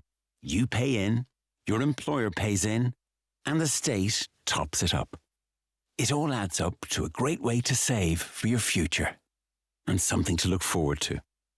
For more information, visit gov.ie/auto-enrollment. Brought to you by the Government of Ireland. McGowan Hearing, your audiologist experts now in Letterkenny, Buncrana and Carndonna. Book your free hearing aid consultation in our clinic or your home across the northwest and beyond with Dara McGowan on 07191 00208. Live, on air, online and on the Highland Radio app. This is Highland Radio News. Good morning, it's just gone 10 o'clock. Donald Kavanagh at the news desk. A Derry-based Ulster University professor and political commentator is being tipped as Fianna Fáil's candidate for the presidential election. The Irish Independent is reporting this morning that Deirdre Heenan is believed to be in the final stages of negotiation to contest the autumn poll. She would neither confirm nor deny the claim, but the paper reports the former Provost and Dean of Academic Development at the Magee campus is the preferred candidate of Taoiseach Micheál Martin. With more, here's Donna Marie Doherty. Ulster University says Professor Deirdre Heenan was formerly Provost and Dean of Academic Development at the Magee campus in Derry. In 2008, she spent 9 months as a policy advisor in the office of the First Minister and Deputy First Minister. In 2011, she was appointed by the Health Minister to join 5 strong panels of experts to oversee a radical review of health and social care in Northern Ireland. In 2012, she was appointed to the Irish President Council of State as one of the 7 personal nominees of President Michael D. Higgins. She's a director of ILEX, the Derry Urban Regeneration Company, and a school governor in 2 Derry schools, Foyle College and St Patrick's Pennyburn. She lives in Derry with her husband and 3 sons. Taoiseach Simon Harris has told the Dáil that the government is committed to improving cancer services in the West and North West, suggesting that the development of elective surgery hospitals in Dublin, Cork and Galway will be game changers in this regard, freeing up theatres in the main hospitals for acute and emergency procedures. He was responding to Galway West Fianna Fáil Deputy John Connolly, who raised recent Irish Cancer Society figures, which showed Letterkenny University Hospital was the worst offender when it came to its waiting times for people looking to begin their cancer treatment within the guidelines. The figures for Galway were also very poor. The Taoiseach acknowledged the findings but stressed the situation is improving and said the government is committed to ensuring that trend continues. We're committed to ensuring better prevention, maintaining improvements that we've seen in Ireland, thankfully, in terms of many cancer survival rates, and protecting and improving timely access to our treatments. Cancer services in the West and the North West are delivered through a designated cancer centre in Galway, with localised services operating out of smaller hospitals in the region. Galway also supports a satellite centre for breast cancer at Letterkenny University Hospital. I am pleased to say there's been significant investment in cancer services in the West. My understanding is that the acute haematology oncology service is also being expanded this year. Government leaders are meeting this morning to discuss the final details of an update to the National Development Plan. Cabinet will tomorrow sign off on an extra €30 billion in spending to the end of the decade. Individual projects won't be announced this week. The focus will be on housing, water infrastructure and projects like Dublin's Metro. The president of the Irish Planning Institute is Gavin Lawler. Yes, the focus is correct. The 3 key things that they say they're going to invest in are the 3 key areas where we need urgent investment, i.e. water infrastructure, that's both potable water, the water you drink, and foul water, that's the stuff you flush down the toilet, along with electricity and public transport. Well, this dovetails with the pre-budget submission by Chambers Ireland, which has been launched. They're urging the government to stop tolerating long planning delays and are calling for the delivery of critical infrastructure to be ramped up. They say the country faces a massive decline. The coalition is preparing, as we said, to sign off on that addition to the National Development Plan to pay for the likes of roads, energy infrastructure and defence over the next 5 years. Well, Chambers Ireland says housing can't be delivered until services like water and electricity are put in place first. The number of Irish citizens seeking help over US deportation threats has nearly tripled this year. So far, 41 people have contacted the Department of Foreign Affairs or the Irish Embassy in Washington after being served with deportation orders. That's up from just 15 in the whole of last year. An estimated 10,000 undocumented Irish still live in the US, many on overstayed visas. It's estimated in the region of 1,000 of those are from Donegal. Irish officials say support services are under pressure with little room to intervene. The second part of an online safety code comes in today. It involves mandatory age verification measures for online platforms to protect children from illegal content. It extends to platforms with headquarters in Ireland. However, tech correspondent Jess Kelly says Snapchat isn't on that list. The first part came into play last year. This is part B. And this focuses on specific video sharing platforms that are named. There's 10 of them. And the rules that they now have to adhere by to keep people safe online. So this is kind of putting an end to self-regulation and putting some rules in place. Weather forecast, it'll be quite cloudy today, but mostly dry in the northwest with just the odd patch of light rain or drizzle. Top temperatures of 15 to 18 degrees Celsius in moderate northwest winds. And that's Highland Radio News. We're back with news headlines again at 11 o'clock. In the interim, check all the latest news on our website, highlandradio.com. But for now, from the news team, good morning. The obituary notices for this Monday morning, the 21st of July. The death has taken place of Phelim McGill, Streleel, Carrick. Phelim's remains will repose at his residence today from 12 noon until 11 p.m. and again tomorrow from 11 a.m. until 11 p.m. Removal from there on Wednesday to St Patrick's Church, Meenaneary, time to be confirmed, for funeral with burial afterwards in Carrick Cemetery. House private please on the morning of the funeral. Family flowers only please. Donations, if desired, to the Donegal Hospice, care of McCabe Funeral Directors. The death has taken place of Edward Eddie Doherty, Crossroads, Temple Moyle, Culdaff. His remains are reposing at Kelly's Funeral Home, Carndonagh. The wake is private please at the request of the deceased. Removal from there this evening at 7:30, going to St Patrick's Church, Ahoclay, arriving at 8 o'clock to repose overnight. Funeral Mass tomorrow morning at 11, followed by burial in the adjoining graveyard. Family flowers only please. Donations in lieu if desired to Carndonagh Community Hospital, care of any family member or Kelly's Funeral Directors. The Requiem Mass can be viewed live on Kelly's Funeral Directors Facebook page. The death has taken place of Jean McMonagle, née Quigley, Carrowkeel, Quigley's Point. Jean's remains are reposing at her son Colin McMonagle's home at Carrowkeel. Funeral from there on Wednesday morning at 10:30 for 11 o'clock funeral mass in St Columba's Church, Drung, followed by interment in the adjoining cemetery. The funeral mass can be viewed live on stcolumba's.drung.net. Family flowers only please. Donations in lieu if desired to Ardeven Dementia Unit, Carndonagh, care of any family member or Eamon McLaughlin, Funeral Director. The death has taken place of Condy Campbell, Greenans Glenties, reposing at his late residence. Removal to the Church of the Holy Family, Eden Ninfa, this evening to arrive at 7 o'clock for reception prayers, reposing overnight. Rosary at 9. Requiem Mass at 12 noon tomorrow with burial afterwards in Eden Ninfa Cemetery. The death has taken place of Gavin Burke, Moneygregan, Newton Cunningham. Gavin's remains will repose at his late residence today from 12 noon until 10 p.m. Rosary at 9. Funeral Mass in All Saints Church, Newton Cunningham, tomorrow at 12 noon, followed by interment in the adjoining cemetery. The Mass can be viewed on churchservices.tv. Family time please before the funeral tomorrow. Family flowers only please. Donations in lieu to the Oncology Unit, Letterkenny University Hospital or Donegal Hospice, care of any family member or Charlie McLafferty, Funeral Director. The death has taken place of Charlie McGinty, Town of Gorman, Barnesmore. Funeral Mass in St Agatha's Church, Clar, this morning at 11 o'clock with burial afterwards in the adjoining cemetery. The death has taken place of Hugh J. Holmes, Ballyratton, Redcastle, formerly of Manor Cunningham, reposing at his home. Funeral from there tomorrow morning at 10:15 for 11 o'clock funeral mass in St Columba's Church, Drung, followed by interment in the adjoining cemetery. The funeral mass can be viewed live on stcolumbasdrung.net. Family time please from 10 p.m. and on the morning of the funeral. Family flowers only please. Donations in lieu if desired to the Donegal Hospice, care of any family member or Eamon McLaughlin, Funeral Director. The death has occurred of Bridget Murphy Gurry, née McGrory, 43 Oakfield Close, Buncrana.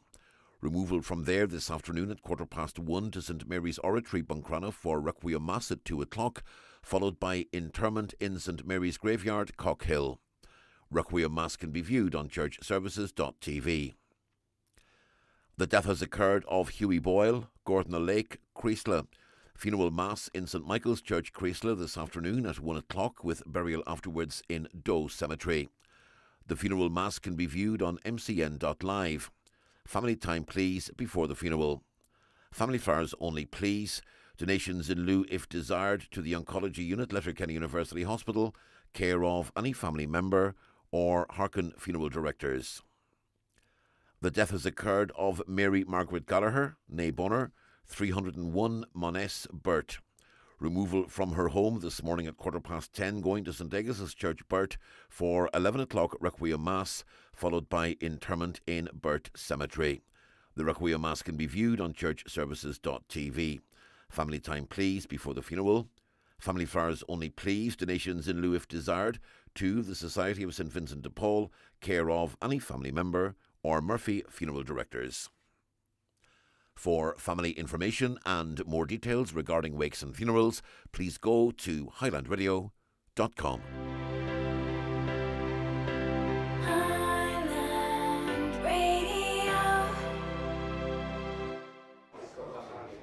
Will you have a pint, Gareth?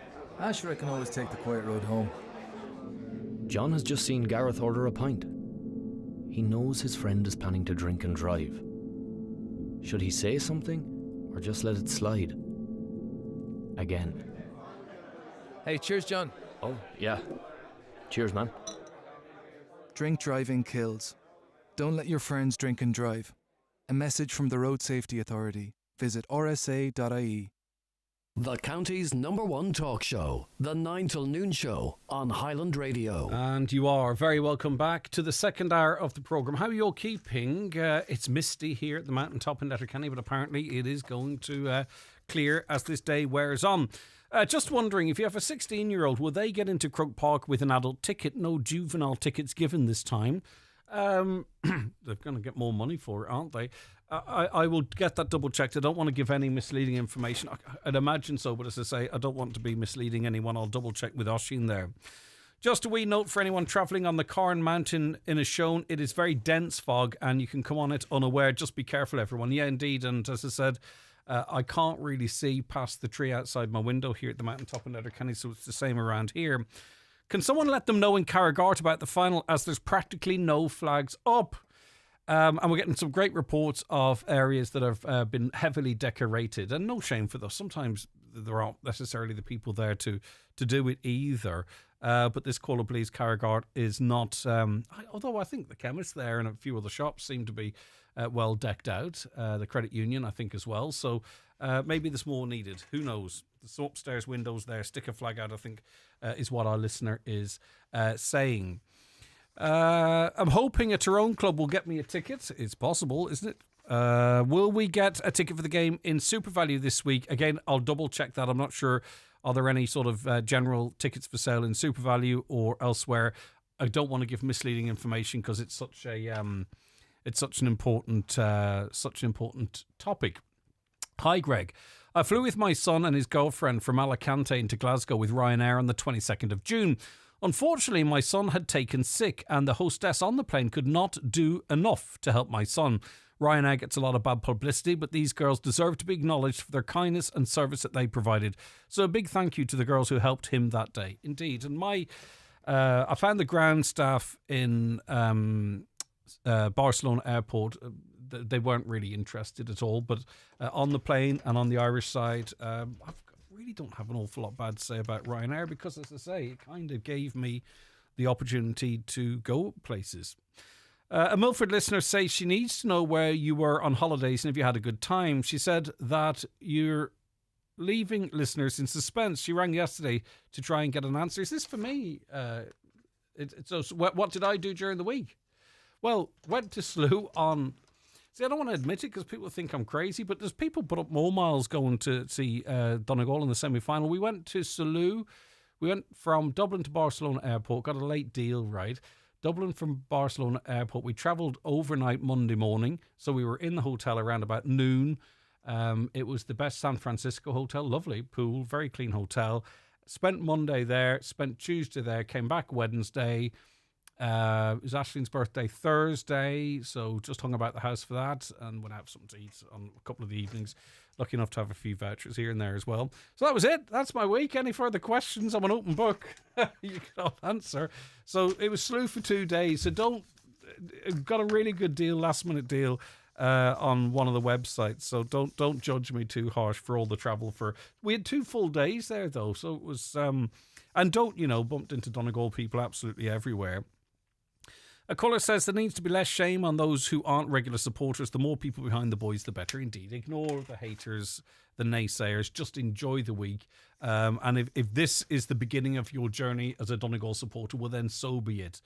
Greg and Oisin, you should see Castlefin well decorated too. Letterkenny would need to get decorated after all. It is the main town. I think your local town's the main town, but I get your point.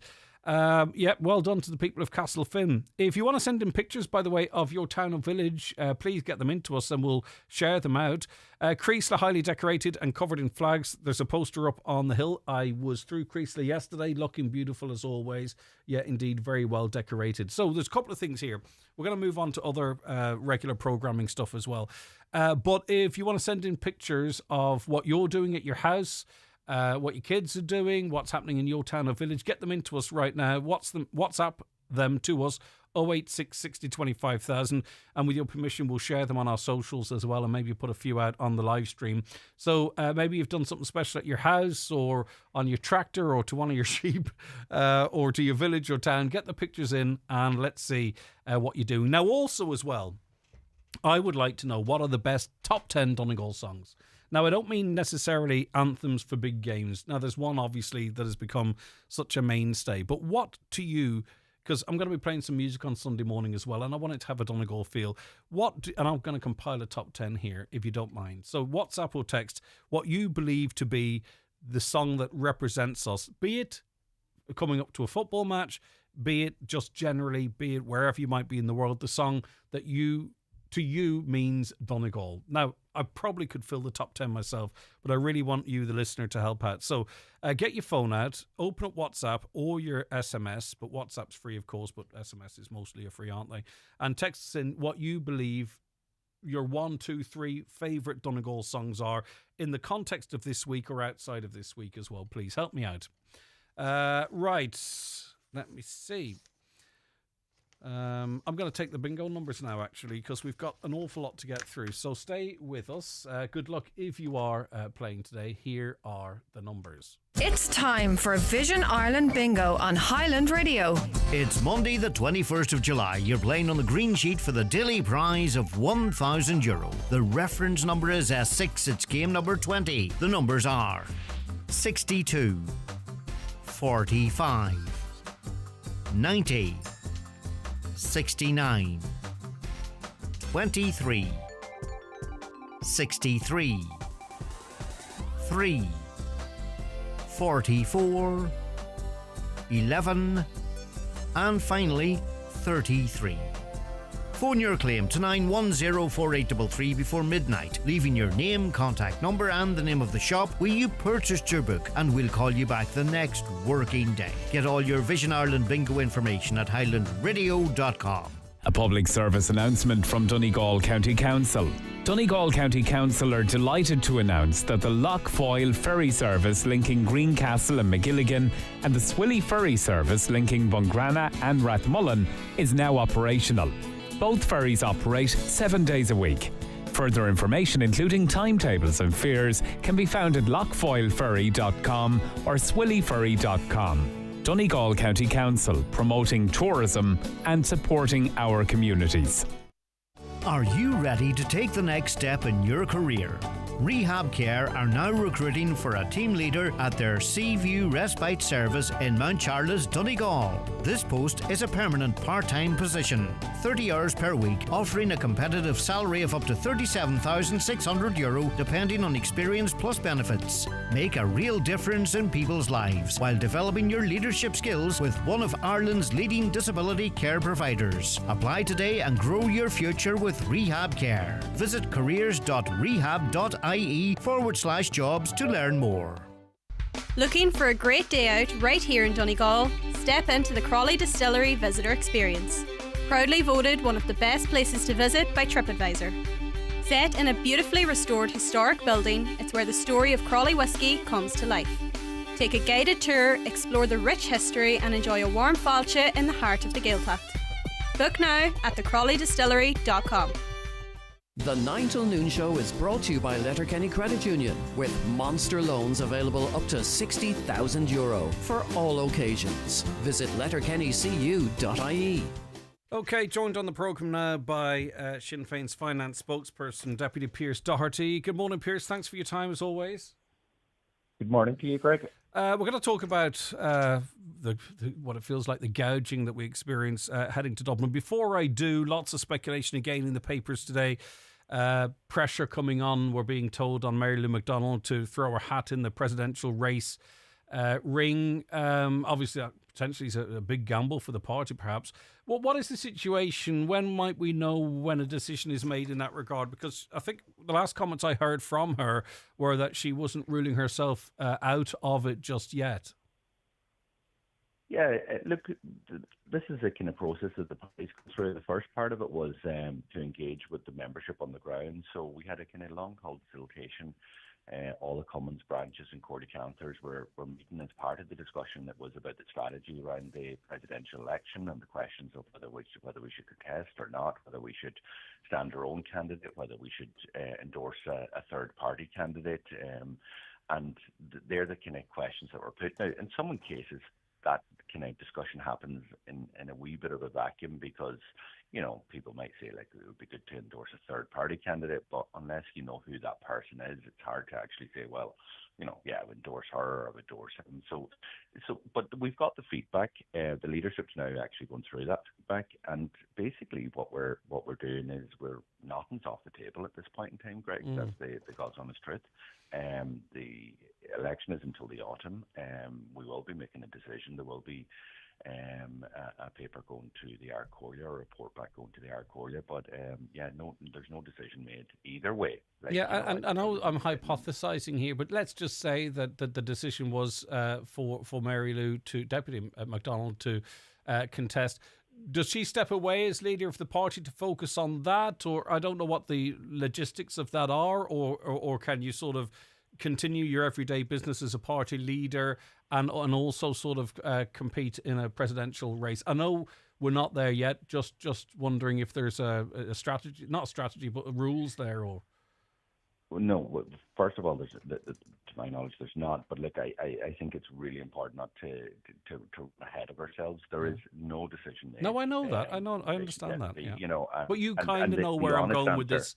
You know where I'm going with this between the lines, given your position as well. No, and I appreciate that. And we haven't made the honest answer in relation to who's ruled in or who's ruled out is nobody's ruled in or ruled out. That's the kind of position we've said. This is it. Leave everything on the table. Let's look at it. Let's look at the presidential election and let's look at the strategy. That's the position we have at this point in time. We're working through that at the minute, and still nothing's been ruled out. Yeah. So that means everything's ruled in. But when everything's ruled in, Greg, nothing's really ruled in. Yeah, I get that. Yeah. And I think as well, because it's not just about an individual, it's about the entire party.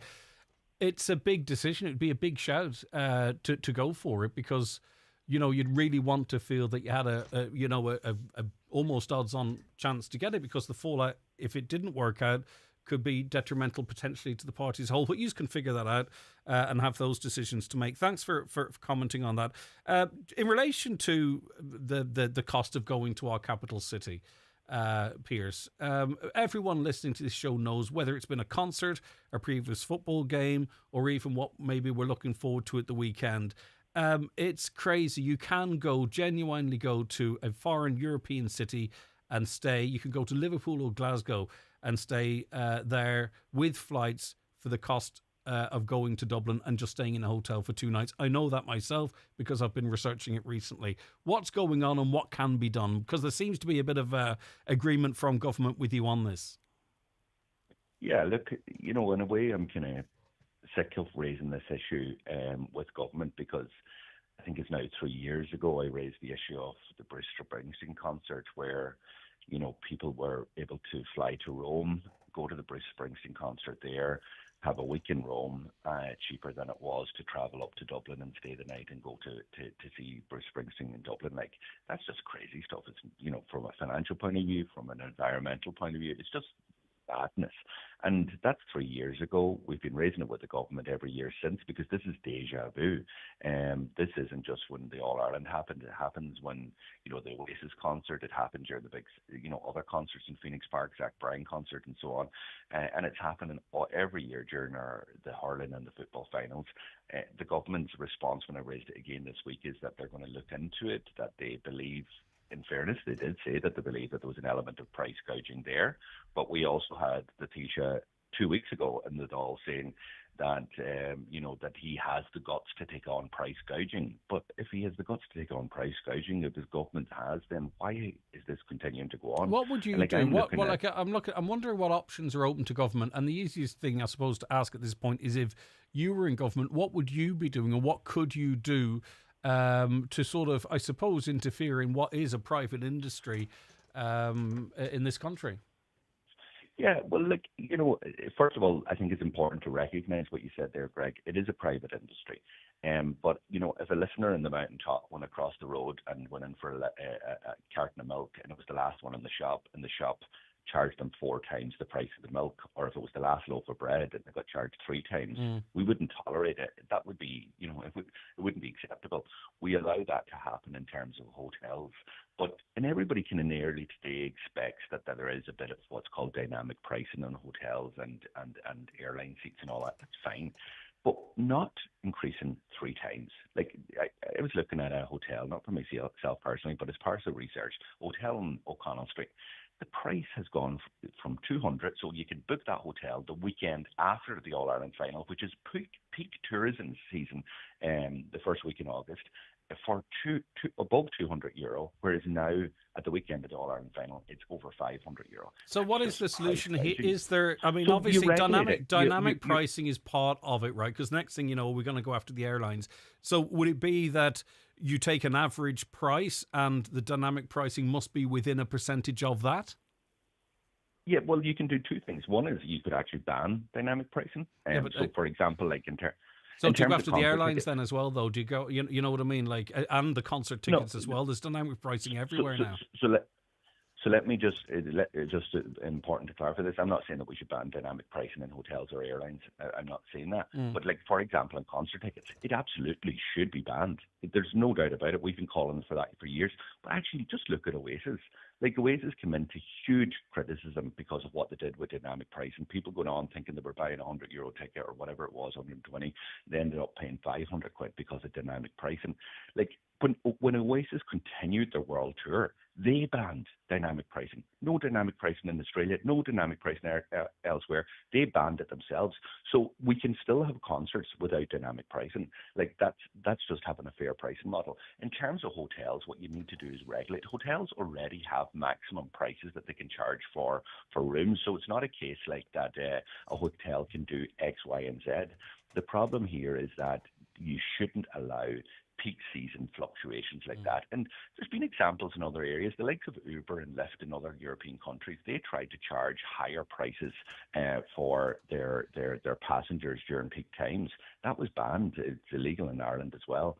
So, like, there is ways where you can actually regulate the market. And the thing that annoys me too, like, it's very hard sometimes to get out of your own how it affects you. So I don't travel to Dublin very often. It's here and there.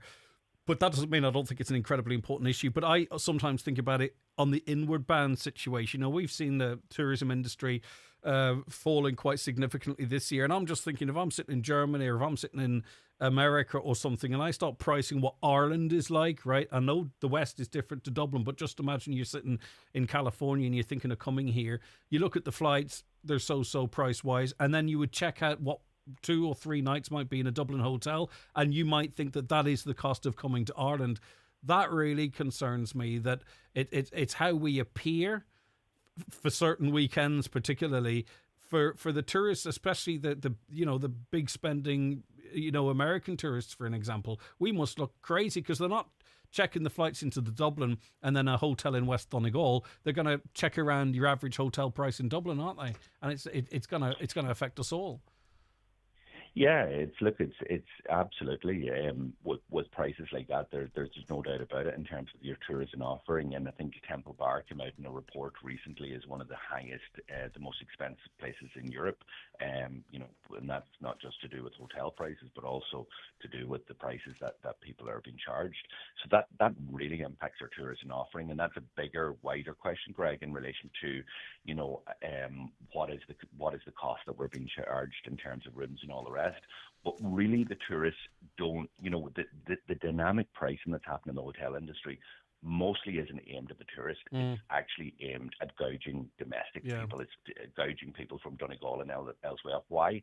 Because it's things that are happening in Dublin. So the minute the All-Ireland final is on, the prices go up in the hotels. The minute a concert is announced in Dublin, the prices go up. And usually that's people from Donegal or Limerick or Clare or wherever else travelling up, and they're just heading us. And the rooms are available. Like, they're just basically charging 3 times the cost. And it is absolutely unacceptable. The fact that you can fly to Turkey for a week, all-inclusive, breakfast, lunch and dinner, for a week's holiday in the sun, cheaper than it costs you to stay in Dublin for 2 nights during the All-Ireland final, is a disgrace. And as I said, I'm sick and tired of raising this. We're in the middle of a cost of living crisis, but even if we weren't, this shouldn't be happening. And it's just not on.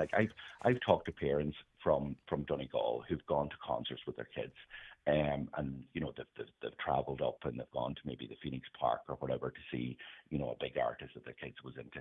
They could not afford a hotel room, because it was mum and dad and 2 kids. They slept in the back of the van. That's not a unique experience. No. And also, too, people find themselves with bookings, getting telephone calls saying there's been a mix-up, we're cancelling your booking, and it just so happens to be on the night there's a big concert. I'm not saying that's widespread, but I've heard enough that it's happening. So I suppose, just finally, what then are you calling on the government to do specifically? What ideas are you offering to deal with this then? So there is an organisation called the CCPC. They're a consumer protection body, and their job is to go and look at and to see if there's manipulation in the market.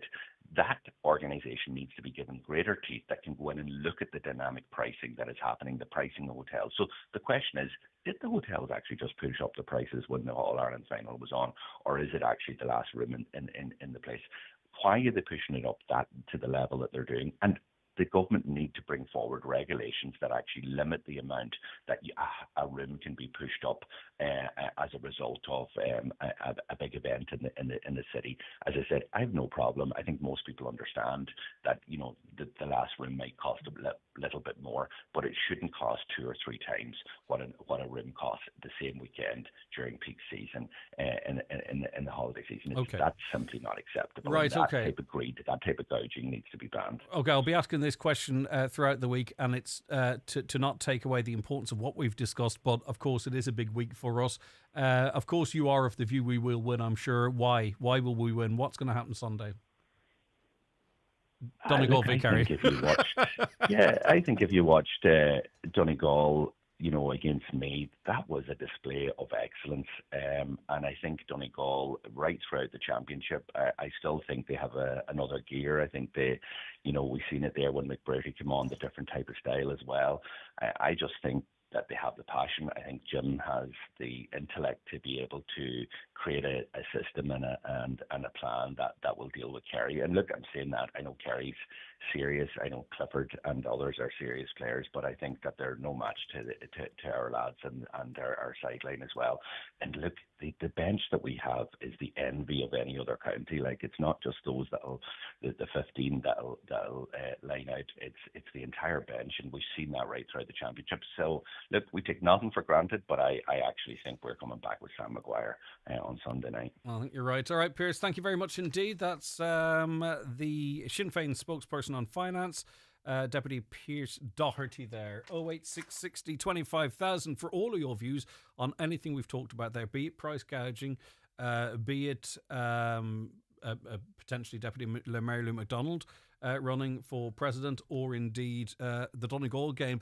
A caller says, Pat the Cope Gallagher standing for president. He's one of the best versed politicians in this country for many years. He's available at all times to help people in their time of need, regardless of where you live. A fan of your show, well done.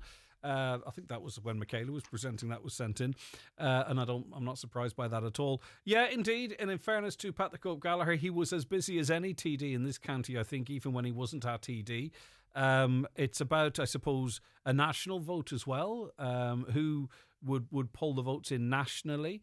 You might even look at maybe how Pat the Cope Gallagher fared in this Connacht Ulster region in European elections and factor in that as well and say, well, that's what we could get in that area. How transferable is it across the country? But then, of course, you would have a party pushing in behind you as well.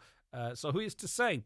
Yeah, he's certainly is a contender. Packie Boner also being linked with Fianna Fáil. We've heard from Mary Lou MacDonald, and there are others as well. And listen, when it comes down to it, there'll be a number of people in the race. But the truth is unless we get someone comes in manages to get a vote on a very particular political aspect, it's going to be between 2 or 3 max. So whoever they pick, it's going to be a biggie.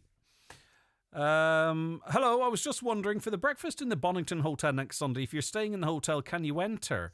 Yes, no, that just to be really clear, because there's a line to walk here, because obviously the Bonington are a commercial operation, okay, and they're renowned here in Donegal.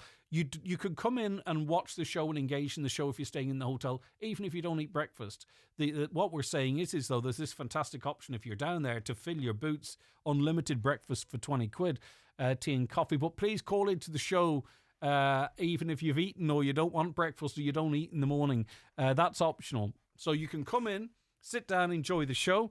But if you want the brekkie as well, that's completely up to you. It's not me that's doing that or Highland. It's what the hotel's doing, and it's only right that we give that a plug as well. But please do call in and say hi, because I'm hoping to chat to you. So I'm not going to spring a surprise on any, but we'll be hopefully chatting to people from all over the county, and even our Donegal family living in Dublin in their thousands and thousands. And in fact, the event where we're hosting this event on Sunday morning, I believe, is actually the same room that the Donegal Person of the Year event is held. So you'll be familiar with that. We're going to have great fun. We're taking over Dublin. It's just a matter of fact. The 9 till noon show with Letterkenny Credit Union, now offering mortgages from 40,000 to 600,000 euro with no hidden fees or transaction charges. Letterkenny Credit Union, 9102127. If you're aged 59 to 70, we will invite you for a free HSE bowel screening home test. Screening can help find signs of bowel cancer early, before any symptoms show, making it easier to treat. Tá sé éasca bheith gafa agus tú déile le riráistí morgáiste, an imní, na híhananta gan chola, an tionchar ar tain agus a chailech, ach tá bailach amach. Fáilte Tarsteach. Ag go bhhaile, bín ar noras ar oscailte gcónaí, tá muid in seach an cabhrú agus tá muid réich an éisteach. Fáid takeíocht rúnda, séir an aisce agus cóirle fracticúil chun cabhrú leat doling lec leis a bhaid tí chuirteúirt ar mabs.ie/bhhaile. Tionscanmh de chuid rialtas na hÉireann. Print Supplies and Frosses delivers managed print solutions that save you time and money. With remote servicing and local support, we take the hassle out of printers and photocopiers. Stay efficient, stay supplied. Email sales@printsupplies.ie today. Print smart, save money, trust local. It's the return of Big Band Country Nights at Logues of Cranford this Tuesday with Olivia Douglas and her band. That's Big Band Country Nights kicking off this Tuesday with Olivia Douglas at Logues of Cranford, where you'll also find music in the Wee Bar on Saturday and all-time dancing on Sunday. At Restex Beds, we are celebrating 50 incredible years in business. And we are introducing our brand new Glenveigh mattress, comfort that's as legendary as our half-century legacy. Experience 50 years of bedding excellence at Restex Beds, Mountaintop Letterkenny. Restex Beds, leave the rest to us. Hegarty's Home Interiors Buncrana, the biggest direct importer of sofas, beds, mattresses and flooring in the Northwest. Best in stock deals on selected sofas and corner sofas. Best in stock deals on gas lift beds. Best in stock on mattresses. Best in stock deals on laminate flooring, semi-solid flooring and carpets. Full fitting service on carpets and wood flooring. With a free delivery service throughout the Northwest, including all of Northern Ireland. Hegarty's Home Interiors Buncrana. Always lower prices. Don't delay when you get your bowel screening invitation. Call us today on 1-800 45 45 55 or visit bowelscreen.ie. From the HSE. Right, welcome back to Monday's 9 till noon show. I do hope you're very well indeed. I'm joined on the programme now by the owner of Rush Fitness, Emmett Rush. Good morning, Emmett. Great to see you. How are you doing? I'm doing good. Right, okay, so we are talking about the likes of Mounjaro, Ozempic. People call them fat jabs. People call them weight loss drugs. There's no doubt they seem blooming effective. Yeah, absolutely. Drugs are effective simply because they reduce appetite. They a hormone in the gut called GLP-1, and that reduces hunger, reduces appetite, reduces stomach emptying. What it leads to is people eat less. So if people eat less, they take in less calories, and vis-a-vis, they lose weight. The downside to this, which came up again last week through an article in the Washington Post, and this has been known for a couple of years, is that with rapid weight loss, as always, people also lose a significant amount of muscle mass alongside it, and it's about how to mitigate this and making people aware that this is going to happen, because it's okay and it's better for your health that you're going to lose weight, as in body fat, but in order for yourself to have longevity and to be healthier as you're doing this, you also have to maintain your muscle mass, because weighing less and having less body fat is two slightly different things. Yeah, of course, and also you could have someone who would be classed as overweight, who could be more healthy than someone who is on weight, so to speak. So your actual weight, or how you look in a dress, or your shirt and jeans, is not necessarily reflective of your overall health. Not necessarily, no. A lot of people who are overweight or obese actually carry a higher level of muscle mass due to the fact that the body has to carry around more weight with them than someone who, the modern sort of phenomenon of someone who carries their weight sort of around the torso and has sort of thin extremities because they don't do any exercise at all and they spend a lot of time in front of a computer. They would be seen as being slightly less healthy than someone obese, because the person that's overweight or obese will be carrying that little bit more muscle mass.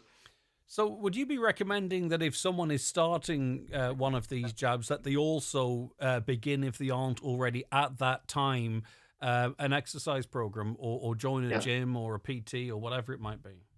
It's actually the recommendations coming from the research and any sort of doctor that's recommended the drugs to their client. It's not just about going on the drugs and losing weight. It's about going on it and making it part. You're not trying to replace it as part of what your lifestyle should be. You're trying to complement it with that lifestyle. So if someone is currently overweight or obese and are unable to exercise at the moment, as the weight starts to come down, they should be incorporating some sort of resistance training so that they can maintain muscle mass while losing that and make themselves more healthy as they progress. Presumably too, and some people refer to how this rapid weight loss can appear on someone's face, but also it's the rest of the body as well. I mean, you are removing content from the skin that surrounds that, so presumably also you want to be replacing the fat with muscle, or tightening up more generally as well, because you don't. Whilst you're doing the process, I'd imagine that's what I would. Yeah, it's also going to have the effect as well, is that you're not going to, like, if someone is extremely overweight, they may have issue with loose skin afterwards and things like this. But if you're not doing anything to mitigate that by resistance training, then that's going to worsen. So the more that you can maintain muscle mass, the more that you're going to look physically healthier as you lose the fat, rather than, like you say, someone that ends up looking sort of gaunt because they've had rapid weight loss without anything else, and they've just let the weight come off. So obviously the drugs that people are taking are suppressing their appetite, but presumably particularly if you're training, but even if you're not, you need to be taking in stuff that's good for your body. So if you are sort of trying to retain your muscle or increase your muscle, what fuel does your body need to do that? Because it can't do it without the fuel, I imagine. Primarily protein will be the one that's going to help. A higher protein diet along with resistance training is going to help preserve more muscle mass as you're losing weight, and that's known not just from the drugs, that's for any weight loss program. So it doesn't have to be as high as what some of the bodybuilders would recommend, where you're going into like 2 grams per kilo of body weight. You can be down as low as 1.2 to 1.5 grams per kilo of body weight. So a 60 kilo person, if they're doing 1.2, will be taking in about 70 to 90 grams of protein per day. So if you're breaking that down into 3 meals a day, you'd be looking at 25 to 30 grams of protein per meal. So it's not a huge amount, especially whenever your appetite is already suppressed through the drug, and protein it ranks very high on the satiety scale, so you feel fuller. So you'd be looking for sources maybe that's going to be easier to take for someone, and sometimes in the drugs people can have GI issues just because of the way it interacts with the gut. So sources that are just going to be easier to take in and aren't going to leave you feeling like you're completely backed up. So I've gone through a few things on it. Just so softer foods like Greek yogurts, protein shakes if you need to take them just to get it in, egg whites, They're easy to eat. They're light on the stomach. Cottage cheeses, white fish, because it's easy to eat. It doesn't feel like you're very full, or blending up small smoothies. If you're time poor and it's an issue that you just can't make time to do stuff like this, take a day and batch cook small meals for yourself to make that easier for yourself. And then if it's just the type of thing, well, we would get it sometimes with our clients who just are doing our fat loss programs. They would eat very similarly all the time. Then they get sort of like food fatigue where they're like, oh, I can't eat this anymore. Vary up your foods, find different ways to cook them, use different spices, different sauces to make them taste better for yourself. And then if you're unsure how to hit sort of the 1.2 to 1.5, MyFitnessPal is one of the apps that you can use to track it. It's a bit of a pain for the first week or two till you get used to it, but it gives you a bit of accuracy so you know what you're hitting through today. So also to, I don't know the ins and outs of this, right, but I presume people don't want to be on these drugs forever. So there comes a point where you hit a target weight. I would say it must be very difficult to pack them in because you've got this fear of bounce back. But I'm just curious in terms of how your body processes food. And when, if you do come off the drugs, and I presume you don't want to be on these drugs in perpetuity, do we have to be careful with how our body is processing food? Because then we could start changing our eating habits again. And I just wonder in terms of sort of the metabolic processes, is it affected and what do we need to be looking out for there? For any program, like we always recommend 80 to 90% whole foods, so that you're bringing in foods that are like natural foods that are single ingredient foods, so that your body, yes, they're going to be healthier for you. They're going to keep you fuller. You're going to get all your nutrients and micronutrients out of them. And then you're limiting the amount of processed foods. That's just general common sense. What I would say about the drugs is that there's two issues with the drugs. One is that these drugs originally were for diabetics, and then it became into people who are obese that had like 30 plus in the BMI scale. Some of these drugs are being used by people just for weight loss who aren't that. The drugs for people who are obese, obesity is the disease, and these drugs mimic that hormone. The people who are obese that are on these drugs are on them as a drug, the same as you would be on an anxiety drug or asthma.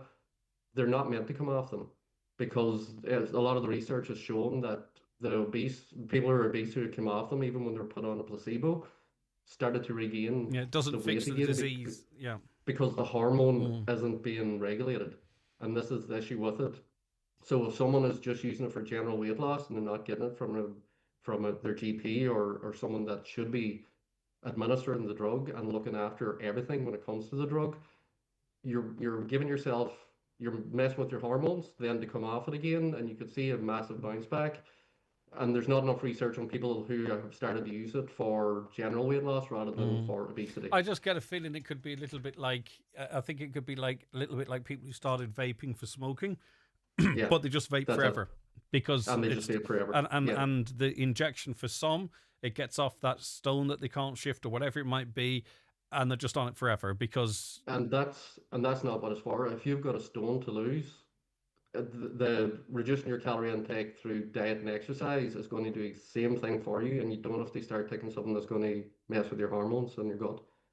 So it is, yes, it makes it easier because it's appetite, but if you don't have obesity, if you don't have the disease of obesity, you're taking it unnecessarily. Yeah, and also to what we have to factor in, listen, it's fantastic. It's an amazing situation whereby we finally have a drug that's effective in tackling one of the things that was denied as a disease for so long, even though the medical professionals were saying that. But it's like everything. If you take something in the long term and your GP, your medical practitioner is balancing things up, if you're very heavy, for an example, they're saying, right, okay, we use this long term because the threat of heart disease or something is greater. You know, they make a decision there. Obesity-related diseases. Yeah, but if we're doing it almost lifestyle-y, and then you'd be afraid to come off, you have to be careful and you have to make sure you have all the info. I don't have enough info to say don't do it or do it. It's great that it's there, but I just don't think it should replace your desserts, if you know what I mean. I don't mean that facetiously. No, but it shouldn't also replace diet and lifestyle. Yeah. You know what I mean? And even like the recommendations from the research is that people should be doing exercise. You should be resistance training 2 to 3 times a week for 60 to 90 minutes sort of minimum, alongside using the drug, and their diet should come alongside that as well. It's not just about using the drug so that you can eat what you want. Yeah, because I think less of what you want. We do have to look at what we are like as humans, and if you are say you're body conscious about that extra little bit of weight, you could find yourself losing that bit of weight and then being body conscious about how your lighter body looks. Do you know, that sort of a way? And we always are striving to sort of look in the mirror and feel happy. I don't think very many of us do, but you just have to be careful that you're not then just going into some other sort of almost dysphoric concern to replace another one and still be on this drug, if that makes sense. I'm not trying to scare people off. I'm just saying we need to be careful because we're complex beings, humans. Absolutely not. But you hit the nail on the head there. If you're trying to use the drug to put a band-aid on something that is like a dysphoric issue, then you could lead into another one then, and you're stuck on something that could cause more weight loss that you don't need if you weren't overweight to start with. Do you bottom out on these drugs? I wonder. Do you know? I know. I don't know. Yeah, I wonder. I'm not sure. I'm not sure on the research. Weight-wise, the research is on diabetics and on obese people. So when they're on them, they will. I assume they get to a point where they can regulate the dosage what they're eating. as well. But diet and lifestyle has to come in alongside it. And sure. Like what the Washington Post thing on the muscle loss was anything from 25 to 40% muscle loss alongside the fat loss when people started to use the drugs. So that's a huge amount. And for people who are only after weight loss and they don't really care where it's coming from, they're not realizing the detriment that this has on your health long term. Not just to do with physical, how you look, but just to do with your actual health in general. Muscle is extremely important as you age. And for example, if it goes from your backside, you can start going, well, what am I going to do about that? And bish, bash, bosh, you're down another rabbit hole as well. So you need to be training. I think that's really common sense advice. And I think sometimes, we get research that backs it up.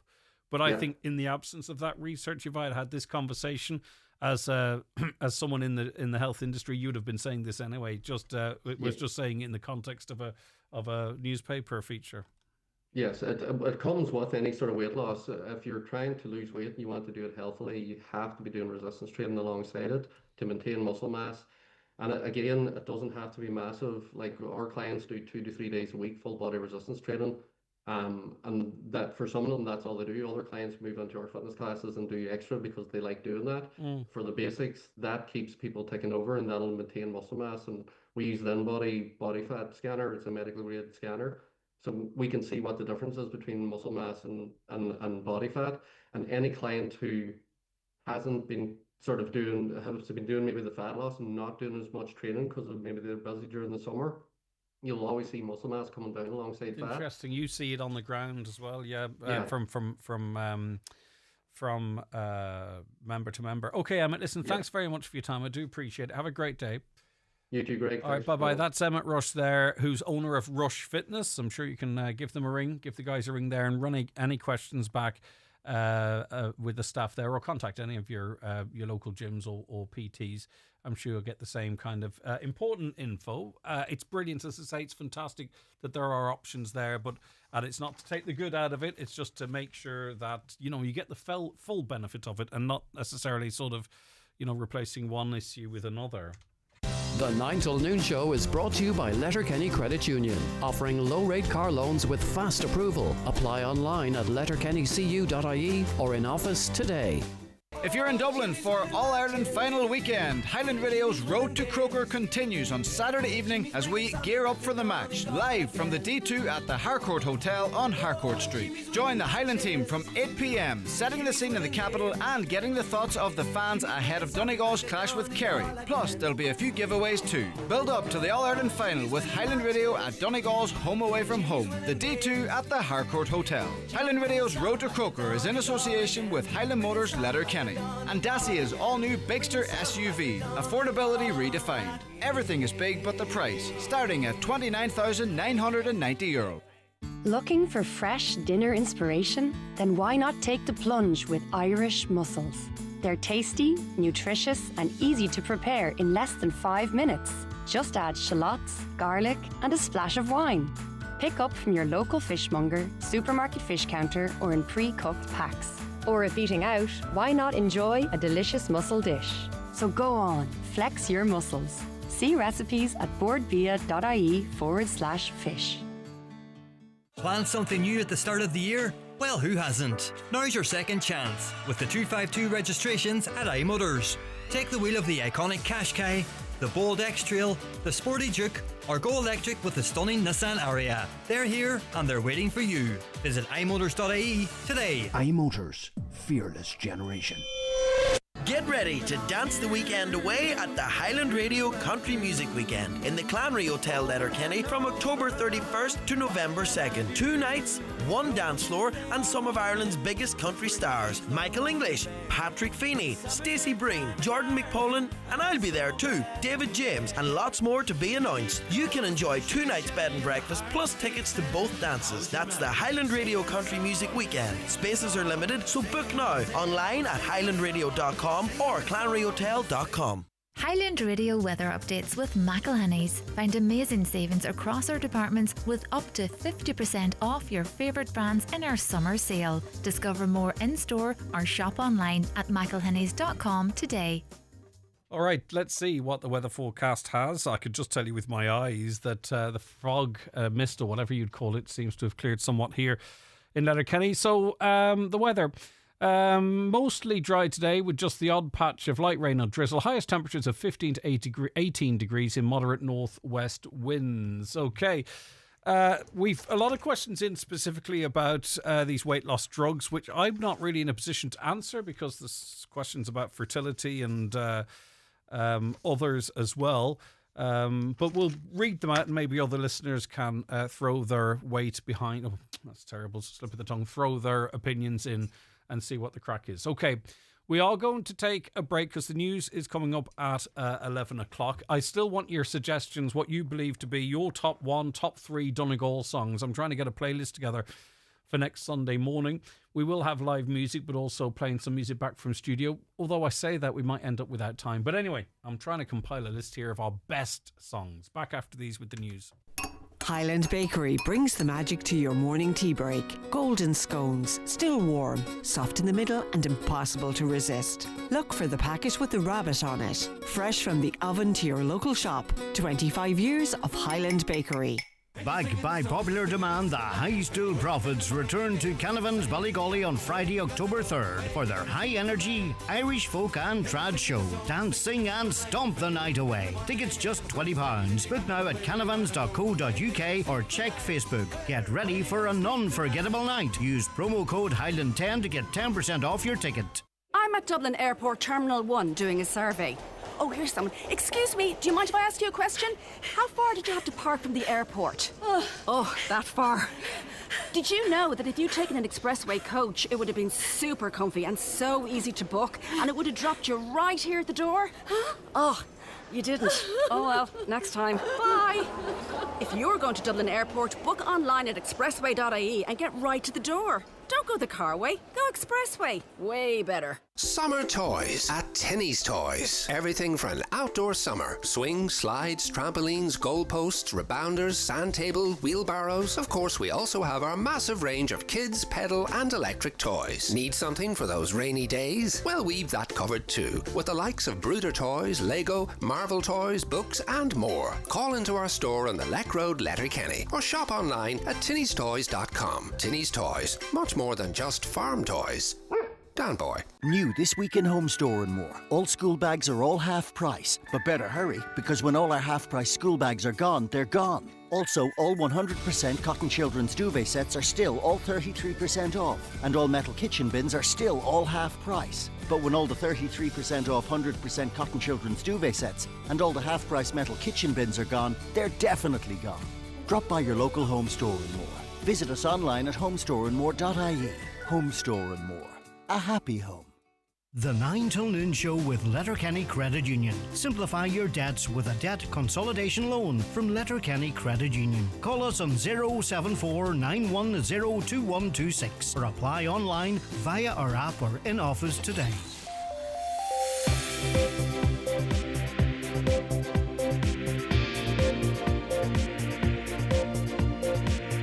With all the stories that matter across the Northwest. It's Greg Hughes on the 9 to Noon Show on Highland Radio. It is 11 o'clock. Let's get a news update and welcome into studio Donald Kavanagh. Thank you, Greg. Good morning. 100% Redress Councillor Thomas Sean Devine has been elected Chair of Donegal County Council's Defective Concrete Blocks Committee for the coming year. Councillor Declan Meehan will serve as Deputy Chair. Tributes were paid to Councillor Mark McDermott, who's been Chair since the committee was inaugurated 6 years ago. A Derry-based Ulster University professor is being tipped as Fianna Fáil's candidate for the presidential election. The Irish Independent reports this morning Deirdre Heenan is believed to be in the final stages of negotiations to contest the autumn poll. She would neither confirm nor deny the claims, but the paper reports the former Provost and Dean of Academic Development at the Magee campus is the preferred candidate of Taoiseach Micheál Martin. In 2011, she was elected on to President Michael D. Higgins' first Council of State at his specific request. Taoiseach Simon Harris has told the Dáil that the government is committed to improving cancer services in the West and North West, suggesting that the development of elective surgery hospitals in Dublin, Cork and Galway will be game changers in this regard, freeing up theatres in the main hospitals for acute and emergency procedures. He was responding to Galway West Fianna Fáil Deputy John Connolly, who raised recent Irish Cancer Society figures which showed Letterkenny University Hospital to be the worst offender when it came to wait times for people looking to begin their cancer treatment within guidelines. Figures for Galway were also very poor. Government leaders are meeting this morning to discuss the final details of an update to the National Development Plan. Cabinet will tomorrow sign off on an extra €30 billion in spending out to the end of the decade. Individual projects won't be announced this week. The focus will be on facilitating housing through the provision of better electricity, water and other infrastructure. And the number of Irish citizens seeking help over US deportation threats has nearly tripled this year. So far this year, 41 people have contacted the Department of Foreign Affairs or the Irish Embassy in Washington after being served with deportation orders. That's up from just 15 in the whole of 2024. And we're back with news headlines again at 12 noon. Donald, thanks very much. Back after a really short break.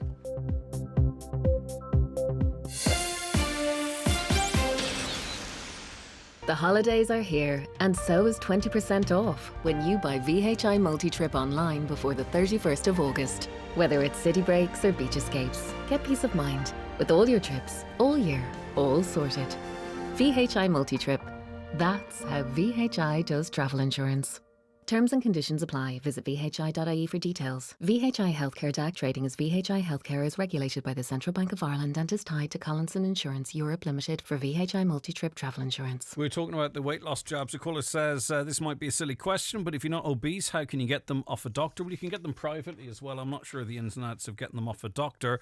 Will it affect me wanting to have a baby in a few years' time? That's a question for your GB, because, I mean, if you're carrying weight too, that can also sometimes compromise fertility. So, as I say, that's a question for your GP. I think certainly. Do you reach a plateau with these injections? That's a question I asked. I suppose I don't. If you're doing it for weight loss or diabetes, your GP will presumably get you to a weight and adjust dosage and what have you. If you're doing it privately, I'm not really quite sure. Maybe someone out there might be able to let us know. 08660 25,000. Regarding the game on Sunday, Greg, I think we are getting far too cocky about it. We should stay humble or it might blow back in our faces. Yes, we are a good team, but it's all on the day. Kerry have some great players as well. We need to be very good on the day to beat them. My heart says Donegal, but my mind says give it your all. Here's hoping. I get where you're coming from, but we have to have. I mean, there's latitude there for us to say, do you know what? We could win this. We're a good enough team. Why not be? Why not just scream that from the rooftops? Loads coming in. Thank you very much for that. I'll be joined by Ger Hyland, president of the Irish Road Haulage Association, shortly. By the way, we're going to be talking about a little diddling, I suppose you could say, of the system in terms of reducing, private driver testing waiting times and the impacts that might have. Ger joins me now, I think. Ger, good morning to you. Thanks so much for your time. Good morning. Thanks for having me on. Great to have you with us. You set all this up yourself, didn't you, Ger? No problem to you. We'll not give any secrets away. How's about that? Ger, listen, it's lovely to have you on the show. Yeah, and the Irish Road Hauliers Association, it could get lost in this conversation a little bit without your advocacy, because the RSA is trying to get down the driver testing times, and I suppose, the majority of people are going to welcome that. But could it be at the expense of your members and indeed the future of the ability to run a service? What's going on? Well, we led a campaign back in April about the length of time it was taken for people in Ireland to get a driving test, whether that was a car test, a rigid truck test, or an Arctic test. In most cases, it was taken over 6 months, and in some cases, taken significantly longer. So Minister Kenny at the time pulled in the RSA, and there was a discussion had, and he gave them 2 weeks to come back to him with proposals as to how they were going to rectify this problem. So it appears now that one of the ways that they have tackled, I suppose, some of this problem is they've moved the commercial testers across to test cars, and they've moved the motorcycle testers as well. So some of the commercial testers are now testing car drivers. More of them are training new recruits within the RSA. So really what the RSA here are doing then, they're oiling the squeaky wheel. Well, basically it's robbing Peter to pay Paul. That's what it is. It's the same as moving the deck chairs on the Titanic. It's not going to fix the problem. The problem we have as an industry is we are facing a major crisis as regards drivers. We cannot get drivers into our sector. So any driver now that wants to drive a commercial vehicle, it's costing them between €3,000 and €4,000 again to pay for lessons, tests, CPCs, drivers walk around tests, so forth and so on. They're now saying, sure, what's the point in me doing driving lessons if at the end of it I can't even get a driving test? Yeah, I was also really quite surprised to hear you reference the age demographic of drivers. I mean, we're facing into a crisis here between people retiring or passing certain ages. But I mean, our fleet, the drivers of our fleet, if I could say that collectively, they're getting on a bit. Well, the average age of a driver in the commercial sector at the present time is roughly around 60 years of age. Yeah. So within the next 10 years, the exodus from our industry is going to be phenomenal, and we haven't a hope of recruiting enough drivers to fill these vacancies.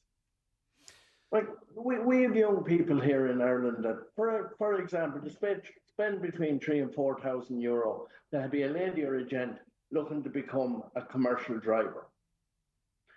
If they're waiting between 6, 8, 9 months to get a driving test. If they fail that driving test, they're going to wait another 6 to 9 months to get a second driving test. At that stage, they just walk away and say, listen, I'm just not bothered. But do you know what you do if you're committed to it? You find yourself sodding off to another country, getting your qualifications and driving there. And then what do we have to do? We have to go and seek ready-made drivers from overseas. So we're potentially forcing Irish drivers to different countries and then trying to recruit to fill those gaps from other countries ourselves. That doesn't make sense. That's something I think a state should be looking at and saying, right, we need to sort that out. Absolutely. And isn't it amazing to say a young person leaving Ireland can have a truck license in Australia within 1 week? From the time they go in to train, everything is put in place. They do their training and then they do their driving test. They can actually have a truck license within a week. We can't get one here within a year. Yeah, and that's if you pass first time as well. And as you say, you know, there's a lot of pressure. If you're sitting there waiting 6 or 9 months, potentially to start your career, the amount of pressure on you not to make one mistake is huge. And all roads seem to go back to the RSA in relation to this and their handling of all of this, be it, NCT, even commercial testing, drivers, regular drivers, private drivers, commercial drivers. Like, at what point... And I know the conversation has been had to some extent, but do we seriously start looking at the RSA's handling of all of this area? Because it seems to be no harm to them, one calamity after another. Well, this problem just didn't manifest itself overnight.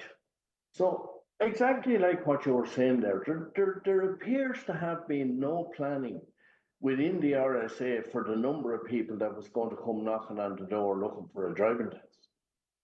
And, until such time as we highlighted this last April, everybody seemed to be happy enough to let it just trundle on the way it was going.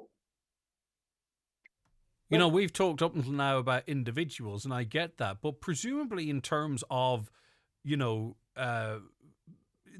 broader economy, this has to have a knock-on effect, because we've seen as soon as trucks stop driving for a day, there's no bread, there's no milk, there's no nothing, right? We are incredibly, I think it's called, what is it called, like next day or 1 day or 2 days or whatever it's called.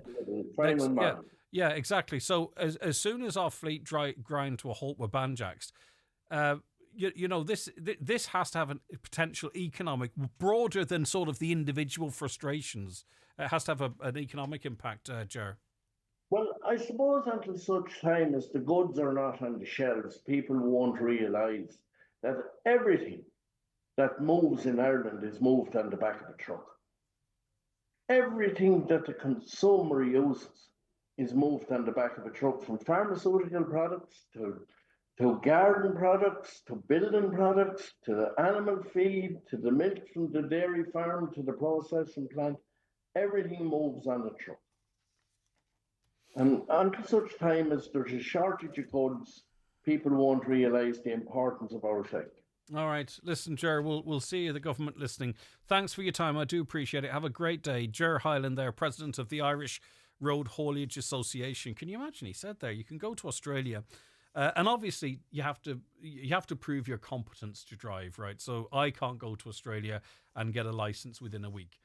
But you have to be able to prove your competence. Presumably you've had lessons and all that. Yet here, 6 to 9 months. And some people are actually not even... The Irish Road Haulage Association says that in some cases, really, commercial testing is ground to a complete and utter halt. A caller said, I had 2 tickets for Bruce Springsteen when he was in Dublin, but didn't go because of hotel prices. Myself and the missus went to Turkey for 5 days, flights and accommodation, €400 cheaper than one night in Dublin. It doesn't make any sense, does it? It doesn't.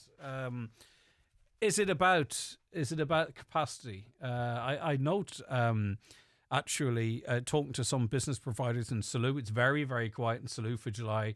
And also in the Greek islands as well, I'm told it's very, very quiet. People aren't travelling as much as they used to for whatever reason. Is it the cost of living? Is it the temperature?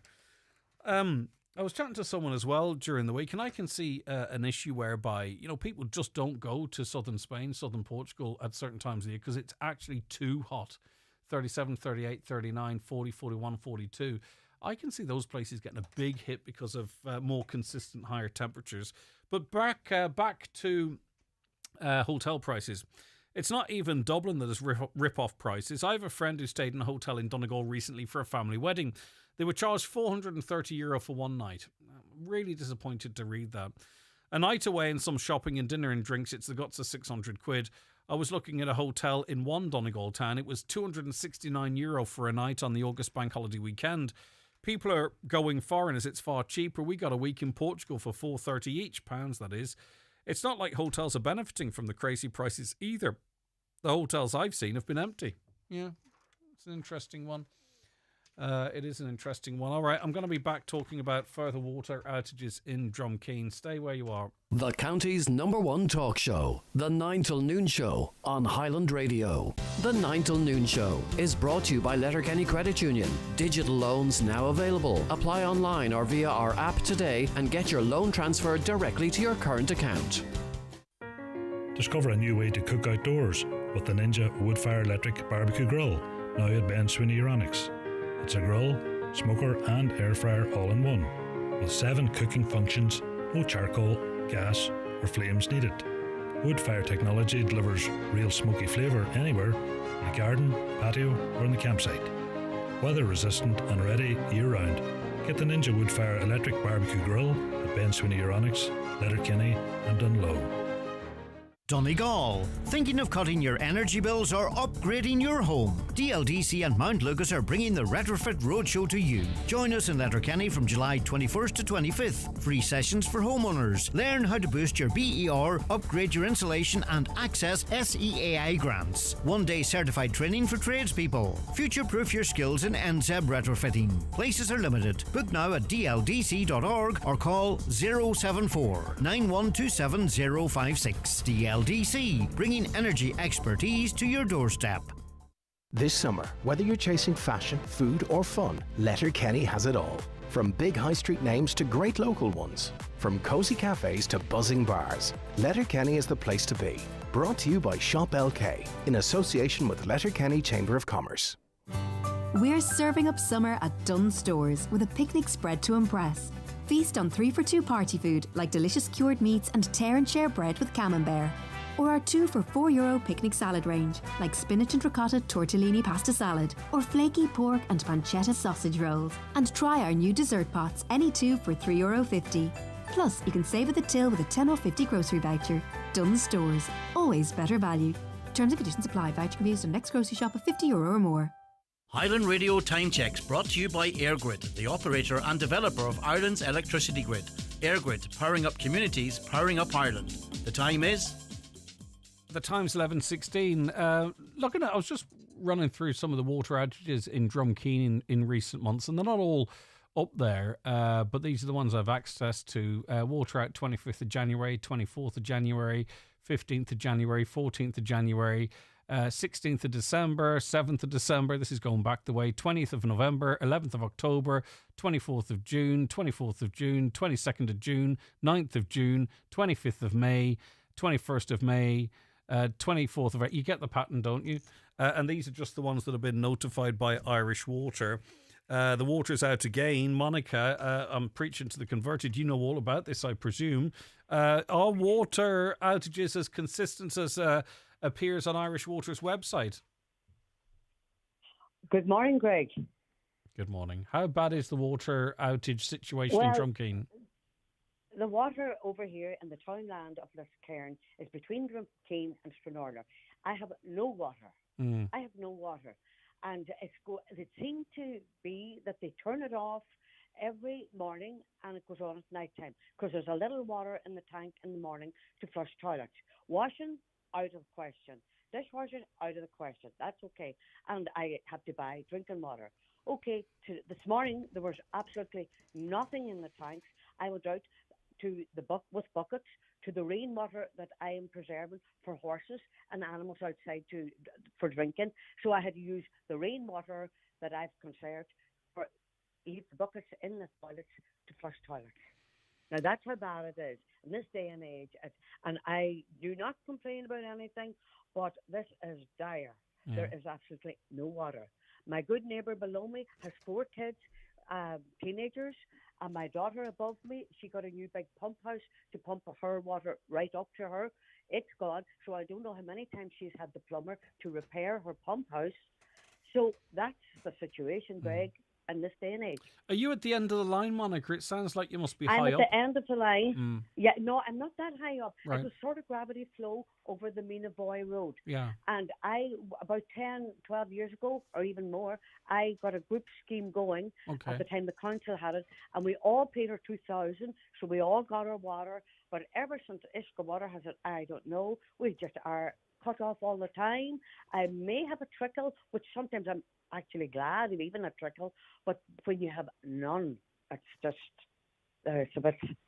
And I can't believe it. I can't believe it that I have a lovely modern toilet there with 2 buckets of water sitting to flush, and it's only me and my husband here, and we're pensioners, so we have to go and gather. You know, it's just unheard of. Yeah, and as you say, your neighbour's 4 teenage children, so she has 4 teenagers. Yeah. I was down with her this morning, and you know what she's doing? She's buying disposable dishes and cups because she has no water to wash them. Wow.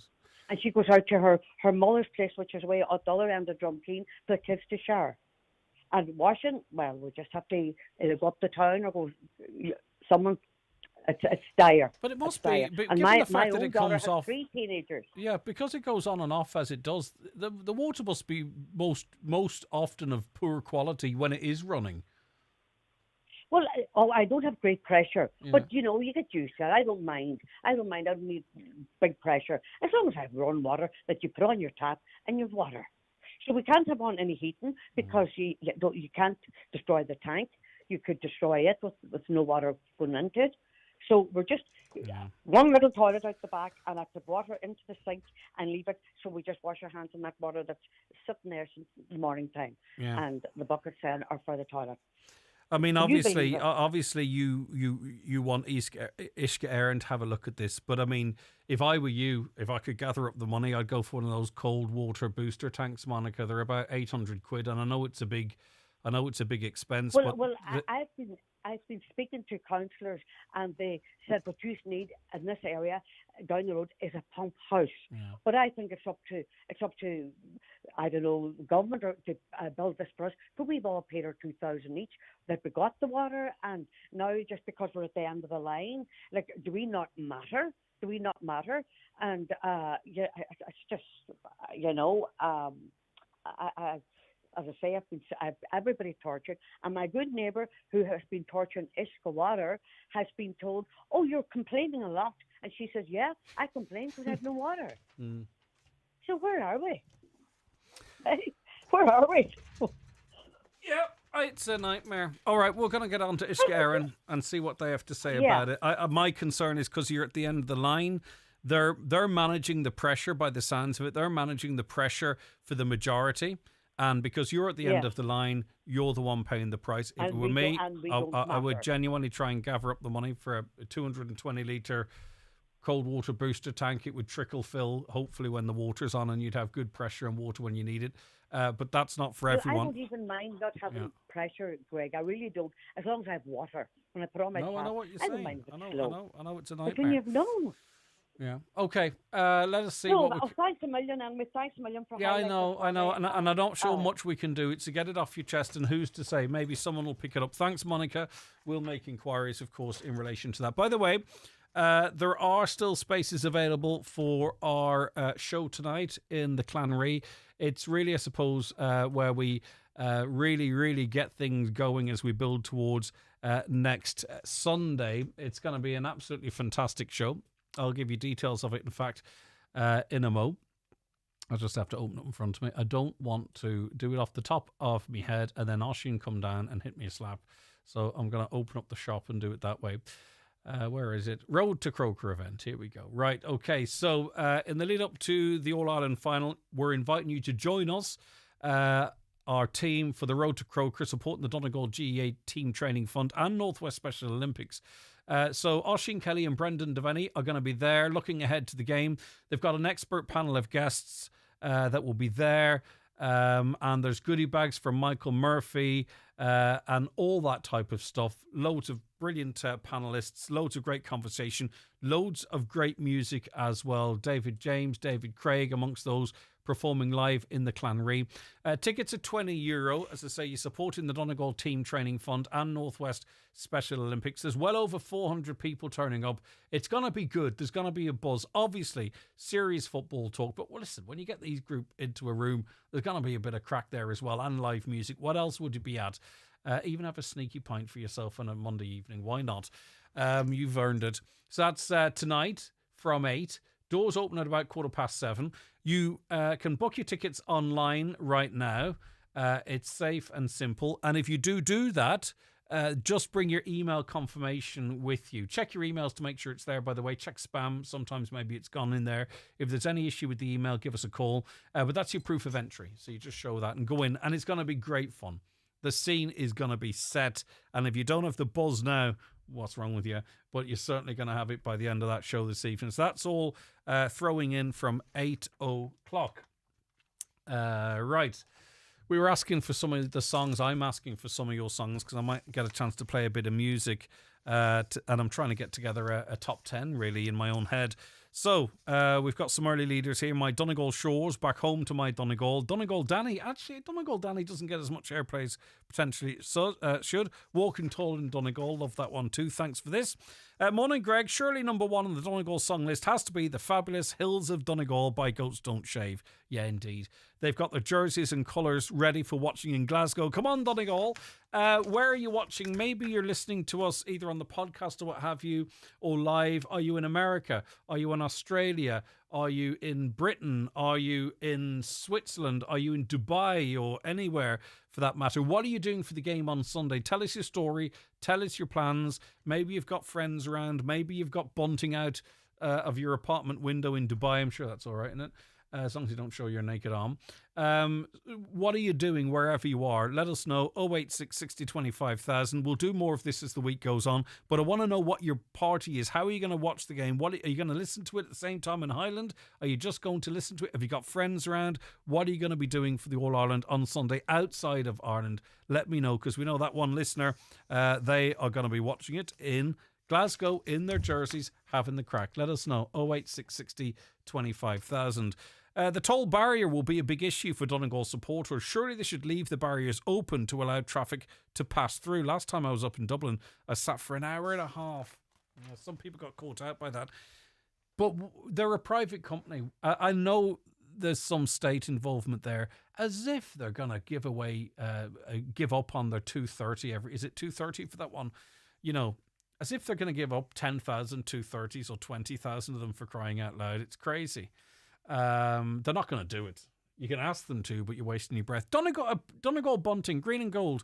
Where can you get Donegal bunting? A caller wants to know. Let me know. 086 60 25,000. I don't mind if you're a business too, by the way, to give you a plug to let people know where they can get the bunting. Because a lot of the stuff, people say, no, there's not much happening here, not much happening there. Listen, we're getting our heads together, and there's going to be a lot going up over the next couple of days if it's not already there.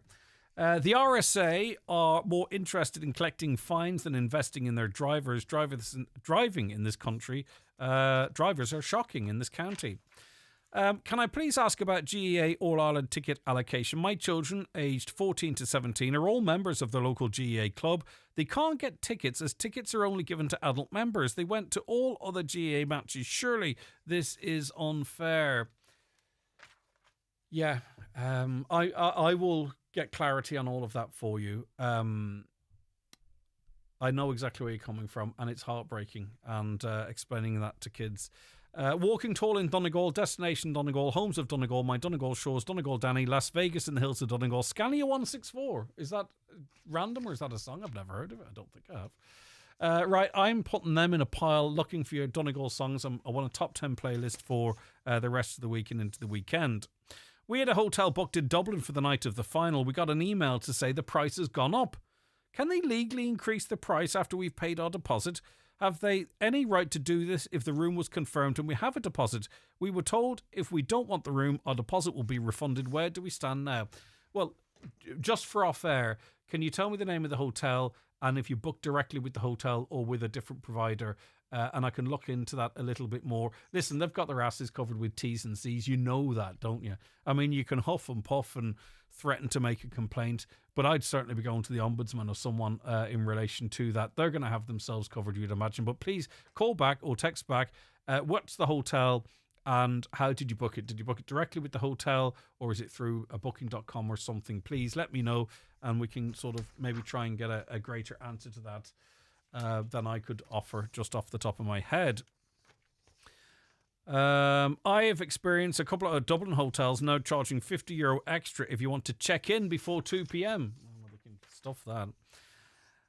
Could you tell Pierce Doherty that this country is on its knees? This is not Ireland anymore. Okay. This country seems to be doing all right. There's new cars everywhere, but I take your point. There's different levels. There's different levels of people that are doing okay and others that are literally struggling to make ends meet, and we reference that all the time on this show. Ask him €100 for a ticket for the Matchwatch's View. That came in a little bit late. My apologies in relation to that. The 9 till noon show is brought to you by Letterkenny Credit Union, with monster loans available up to €60,000 for all occasions. Visit letterkennycu.ie. Best of luck to Donegal on Sunday from the Sunny Centre, Letterkenny. Can't make it to the game? Experience the next best thing and catch every moment in stunning detail with a Sunny Bravia 4K TV. Shop the best deals in store or online at sunnycentre.ie. Sometimes it's just bad luck, but sometimes it's negligence. From minor bumps to life-changing injury, every accident has a story. Time to call McElhenney and Associates. They'll assess the situation, advise on solutions, and lead the way if any litigation is to follow. From motor accidents and workplace accidents to slips, trips and falls, call today on 074 917 5989 or find us online. Let's get you started on the road to recovery. McElhenney and Associates Solicitors, Stranorlar. How can we help? In contentious business, a solicitor may not calculate fees or other charges as a percentage or proportion of any award or settlement.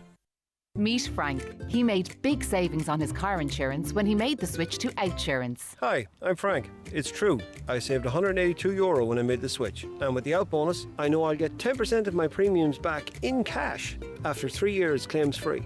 Great stuff. For a competitive car insurance quote like Frank's, call 1-800-600-400 or visit outsurance.ie. Real people, unreal savings. Outsurance. You always get something out. Based on a like-for-like policy comparison, the customer received a gratuity for their participation. Out bonus calculated less taxes and levies. Acceptance criteria, terms and conditions apply. Car and home insurance is underwritten by Outsurance DAC. Outsurance DAC trading as Outsurance is regulated by the Central Bank of Ireland.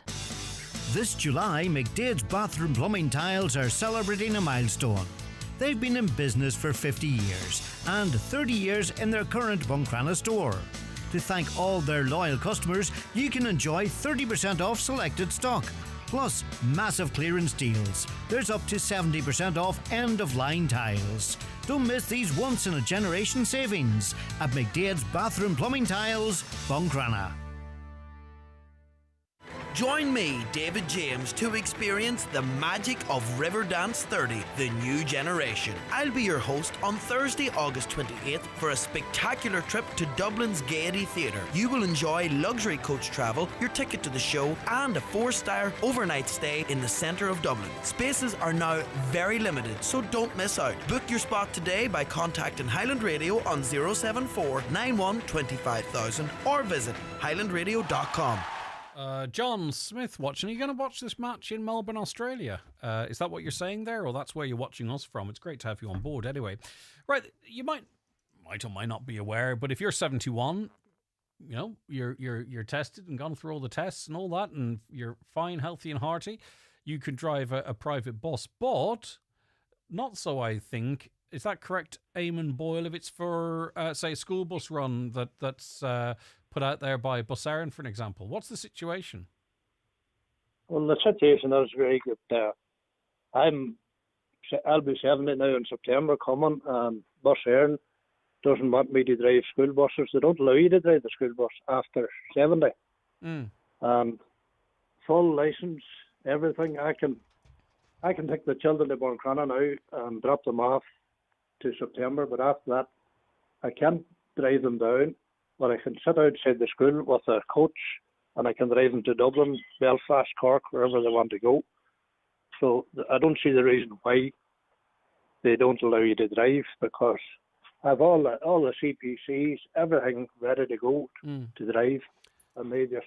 But I mean, I don't think it's fair that you even have to explain that. I mean, you're a professional driver. You have to go through all the hoops. You could carry them, as you say, if the school booked you for a private trip to Oak Park, not Emerald Park or whatever it's called. Now, not an issue. Yes. But for you to do the regular school run, you're being told, no, you can't do it. Is there any pushback on this, Eamon? Because bus drivers are at a premium as it is. Why are we taking good men like you off the road? Well, there is a scarcity of drivers at the minute, and the crowd that I was driving for at Buncrana, McGonagall's, they can't get drivers. And there's loads, not only me, there's loads of other drivers been put off this year now as well. And they have drivers there driving, the Transport for Ireland.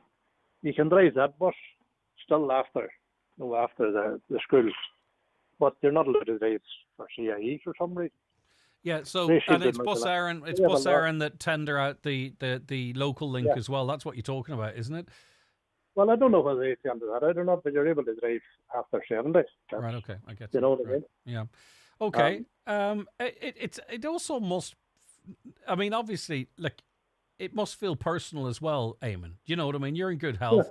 You want to keep doing what you're doing, but to be told by the state that you're too old to do it effectively, I mean, that's a bit of a personal insult. I think it's an insult anyway. Well, by the state, they allow you to drive, you know, a coach. I can drive a coach. I can drive double decker. I can drive any amount of passengers. And I have a license I was driving from I was 19, drove lorries and stuff, and I don't see any reason why they just can cut off at that stage. I didn't think about it much till the time come, to be honest. And whenever I'm here in this situation now, I'm a bit vexed about it, to be honest. I agree with you. I think I think you're perfectly. I support you 100%. I think you're perfectly within your rights to, like, why are you good enough to drive children in a private coach, but not good enough to get them safely to school, especially, you know, considering you've been doing it for as long. And we're short on drivers. It's a short run, like, it's only a couple of hours in the morning. You're not driving all day or anything. You're driving 2 hours in the morning, 2 hours in the afternoon. That's not to say you're under stress. Do you understand me? I know exactly what you're on about. You can do it within your very much your comfort zone. Yeah, it's a sickener. I've talked about this in the show before. I find it really insulting to our older professional drivers who are perfectly fine in any other area. And it's a small enough pool, so you would have a fair idea, Eamon, that you're not the only one that's hitting 70 before the next term. I know five drivers personally, and you know, 5 of them in my area. Well, there's not 5 coming through. It's hard to get. Definitely not. Yeah. Okay. Because nobody wants to do it. As we were talking about doing getting a test and CPCs every year. Well, that's a money-making racket. That's CPC's a money-making racket anyway. That's literally just a tax. And like I haven't learned anything in a CPC in all my time doing them. I'm doing them so much started now. It must be 17 years or something. Yeah, well, you get a cup of tea and a breakfast probably for it, and that's about the height of it. And you have to pay for that yourself. You lose your day, and you have to pay for it as well. Yeah, so that's me. Just all right. Eamon, listen, I back you 100%. I think it's ridiculous. I think it's insulting. I think it's ageist, and I think it's something that really, really needs to change. Well, if you can keep it going and raise about an hour's up. Well, I will, but boss people can be quiet enough. Stay there, because I want this just to read this to you. Eamon was my wee boy's bus driver, and he is amazing. Eamon just has that lovely quality that is so hard to come by, and he's got great control on the children. Just a wee compliment for you before I let you go. Thank you very much. All right, thank Eamon. you. Keep her lit. Take care. Bye-bye. Yeah. Do you want to talk about that? Eamon's right. Let's kick up a bit of a stink. I'm not sure we can make any difference. But why are excellent, fully tested, screen-vetted drivers being put off the road at 70 for school bus runs when they can drive private coaches, double-deckers, whatever it might be? And there's a shortage of drivers in that space as well, I'm told. So why is that? Is it fair? Should it be challenged? It sounds illegal. It feels illegal. But anyway. Someone was asking where you can get bunting. Bunting, Gallagher's news agents in Lifford. As I say, I don't mind mentioning the businesses at all. I seen bunting on the Donegal stands in Mo's shop. I seen it in the Dry Arch garage. That's in Letterkenny. Yeah, maybe people are seeing bunting and think, is that part of the display or can I buy that? Presumably it's in plastic. I don't know. All right, get your buntings out. Never worry about prices, etc. As long as we're all living, everything will be okay. I like it. I like your chilled attitude. How many people are ringing hotels to book? We're using Trivago, etc. So they put prices up due to demand. If you ring, the price is fixed. Websites are putting prices up. There is a bit of that. Because, you know, you go to third-party sites. I think they have a certain amount of rooms in each hotel. They can charge them whatever they like. And the hotel doesn't get full whack. So it is always best to ring the hotel directly, I think. Welcome back, Greg. Delighted you're back on air to build up this week. Enjoying the show. Up Donegal. Indeed. Up Donegal. Great to be back. I mean that genuinely. I'm getting better at enjoying my time off. But I'm still have more time to take. Didn't take much this year yet at all. But anyway, we'll do something later on in the year, hopefully. Reed Donegal song, a great Donegal song. Bade in Phelim is a lament about Phelim, who is fleeing the landlords on the mainland and sells out on his little boat on a stormy day to Gola and then to Tory. We all learned this song at primary school throughout the county as it was on the curriculum nationwide, and so many people didn't realise it's a song about Donegal and its two islands. There was a conversation when I was off about the national anthem not being taught in schools, or should it be taught in schools? I can't believe we're having that conversation. Of course the national anthem should be compulsory, part of the curriculum. Every kid should be taught to sing the national anthem in national schools, shouldn't they? I couldn't believe it was a debate that was being had. Some more Donegal songs. Listening in from Birmingham, the UK. Looking forward to coming back home on Saturday to watch the final in Donegal. That's brilliant. Brilliant. I know you're not in Croke Park, but you're going to be in your home county for what hopefully proves to be a fantastic day. Hills of Donegal, Jimmy's winning matches, Mary from Dunlow. Yes, Mary from Dunlow's coming up shortly, actually, as well. Great. Thanks to Gavin and the team for having me on board again this year. Looking forward to it. There's lots happening. We're going to be doing a show from there. And also David James is doing a show from there. Blummin, Paul Claffey and Jerry Glennon up from Mayo doing a show in my backyard. What's going on, but it's okay. Always have a good time for Paul and Jerry. So they're doing a show from there, and there's a fantastic program of events. Get across to Mary from Dunlow if you never have. It's wonderful. It really is. Pick a day, pick some activities. It's a beautiful part of the world anyway, with beautiful people, and there's just a lovely buzz about it. And we're going to be having the Marys in, as we do every year as well. That's probably, I'm not sure when that is. Is it this week or next? But anyway, I'll let you know. So that's great. Looking forward to that as well.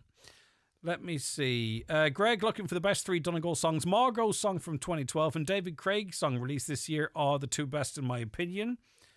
Walking Tall in Donegal. I got that one. Destination Donegal. Yeah, indeed. And here's one about water. Sorry to be skipping. It's the week that's in it. From Rosgear to St. Johnstone, the water is switched off every night. You need to shower and do your washing during the day. How can a business cope? I don't know. But this is down to water shortages as well. I'm not saying that's the case in Drumkeen, but Irish Water did announce in the Fanad area actually as well, and some other areas, that they are going to be restricting flow, which is problematic, especially when it's been, I'll try not to swear, piddling down. I heard a good Donegal song, Aye Boy, Welcome Back Sam to Donegal by Finn Drum and Finola Hart. There are boys selling bunting outside the old Dunn stores in Letterkenny if anyone's looking. Okay, but not outside Letterkenny as well. Listen, really appreciate the Letterkenny suggestions, but we've listeners all over the county and region as well. Greg, to clarify, you must be 18 years of age to become a full member of your GA club. Croke Park allocate tickets to participating counties based on full membership registered. That makes sense. Okay, I'm not saying it's right, but it makes sense. Thank you. Mr. G's in Bella Buffet has loads of bunting, flags, everything you'd want for the match. Great shop. Yeah, I have been in there once or twice, and there's a couple of great shops down in Donegal town along the same sort of vein, not comparing them, but you know what I mean. And Mr. G's always has the flags and stuff out. So yeah, drop in there. Why don't you? We're supporting local businesses whilst we're helping each other. Isn't this great? The whole economy needs to be looked at in Dublin. Eating out, pints, hotel and concerts as well. Rip off county. Time it was put to a stop.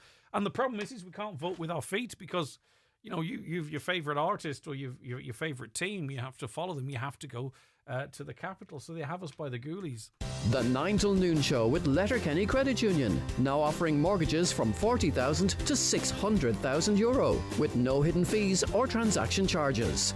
Letterkenny Credit Union, 9102127. The Adrenaline Stunt Circus comes to Letterkenny Kiltoy Roundabout on the 2nd and 3rd of August at 2 p.m. featuring our Ride Pro FMX team, 3 monster trucks, War Machine, the Sheriff and Uncle Sam and lots more. Visit Daredevil Entertainment Presents Adrenaline on Facebook and get tickets on eventbrite.com. Don't miss out. Get the job done with the right equipment delivered direct from Watson Hire in Letterkenny. Free delivery on all equipment has been extended to the Finn Valley area, including Ballybuffet, Stranorlar, Castlefin and Killygordon.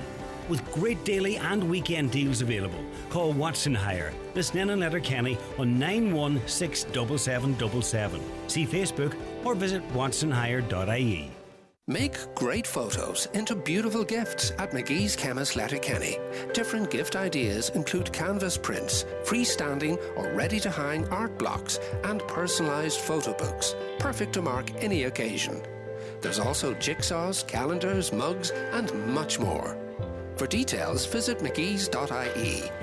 Turn your favourite moments into something truly special with McGee's Chemist Letterkenny. Best of luck to Donegal in the final from all at BizPrint. Free Donegal car stickers are available, so why not pop in for yours? BizPrint, Port Road, Letterkenny, proudly supporting Donegal in the All-Ireland football final. Monster Bingo every Tuesday night at Mulroy Woods Hotel. €3,300 must go with €1,000 on the last page. Doors open 7:30. Bingo starts at 8:30. That's Monster Bingo this and every Tuesday night at Mulroy Woods Hotel, Milford. There's bingo every Monday night at Halfway House Burnfoot. Doors open at 7:30 with eyes down at 8:30. €2,500 must go. The snowball is now €1,150 on 45 numbers or less. If you're not in, you can't win. That's Halfway House Bingo Burnfoot tonight at 8:30.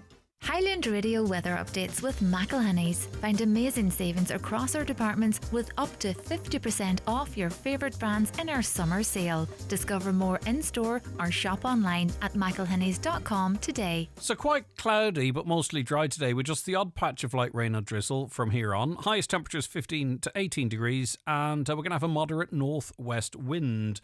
I'm joined on the programme now by Senator Aubrey McCarthy. He's founder of Tiglin and attended the McGill Summer School, which passed off last weekend. Senator, good morning to you. Thanks for your time today. Good morning, Greg, and thanks for having me. I'm particularly interested in Tiglin. Talk to me about this.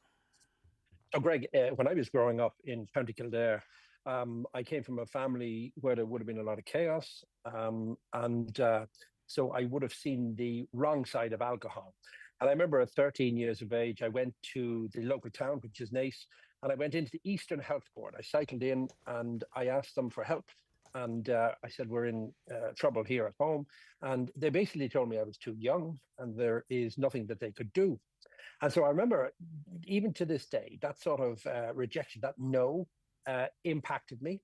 And I always said, if ever I do well in life, I'll try to make a difference in this area. So in 2006, I bought a big coach and I converted to a restaurant. I got a bus license, and myself and my friend, Phil Thompson, we went out to O'Connell Street, and we used to park in the middle of O'Connell Street, and we started to feed the homeless. But we found a lot of them were in addiction, a lot of them had mental health issues, of course, housing issues, etc.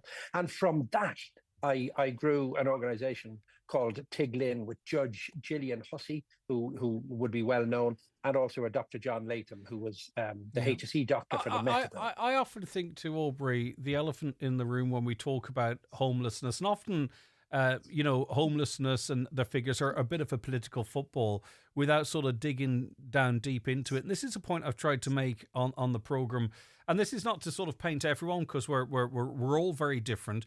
But I think really you know the argument that, right, oh, well, you're putting such and such a person in a hotel room, give that to a homeless person as if this is the solution to it. It's not. We need a lot of, there are many homeless people that won't even go into a shelter because they're trying to avoid drugs or something along those lines. It's a complex area and we can't just look at it at the figures and the top line. We need a strategy, don't we, to support people out of homelessness and into secure, supported accommodation where that's applicable. Absolutely. Do you know, I mentioned I started off with the bus. Tiglin now has 9 centres around Ireland, and it's doing exactly what you're saying there. We feed up to 500 a day at our Lighthouse Cafe on Pier Street. But if Greg comes along and gives me 500 homes, that's not going to solve the situation.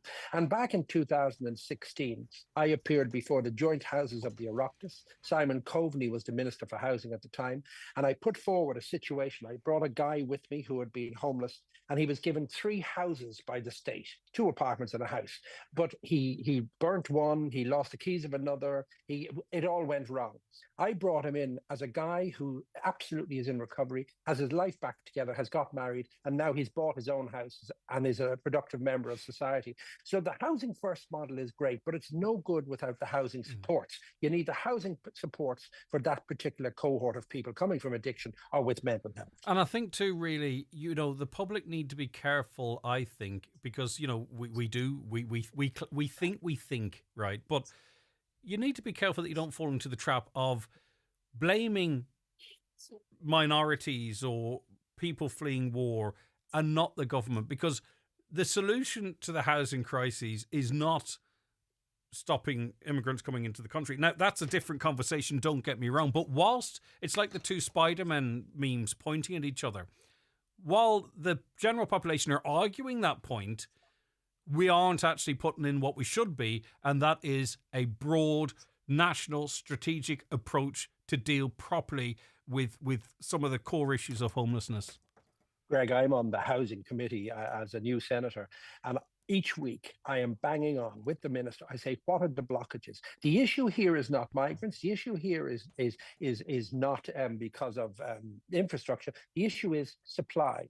And so the demand far outstrips supply. And we were able to fix this when 100,000 Ukrainians came to us a couple of years ago. We were able to do it when COVID struck. We were able to turn hospitals into COVID clinics, etc., and hotels.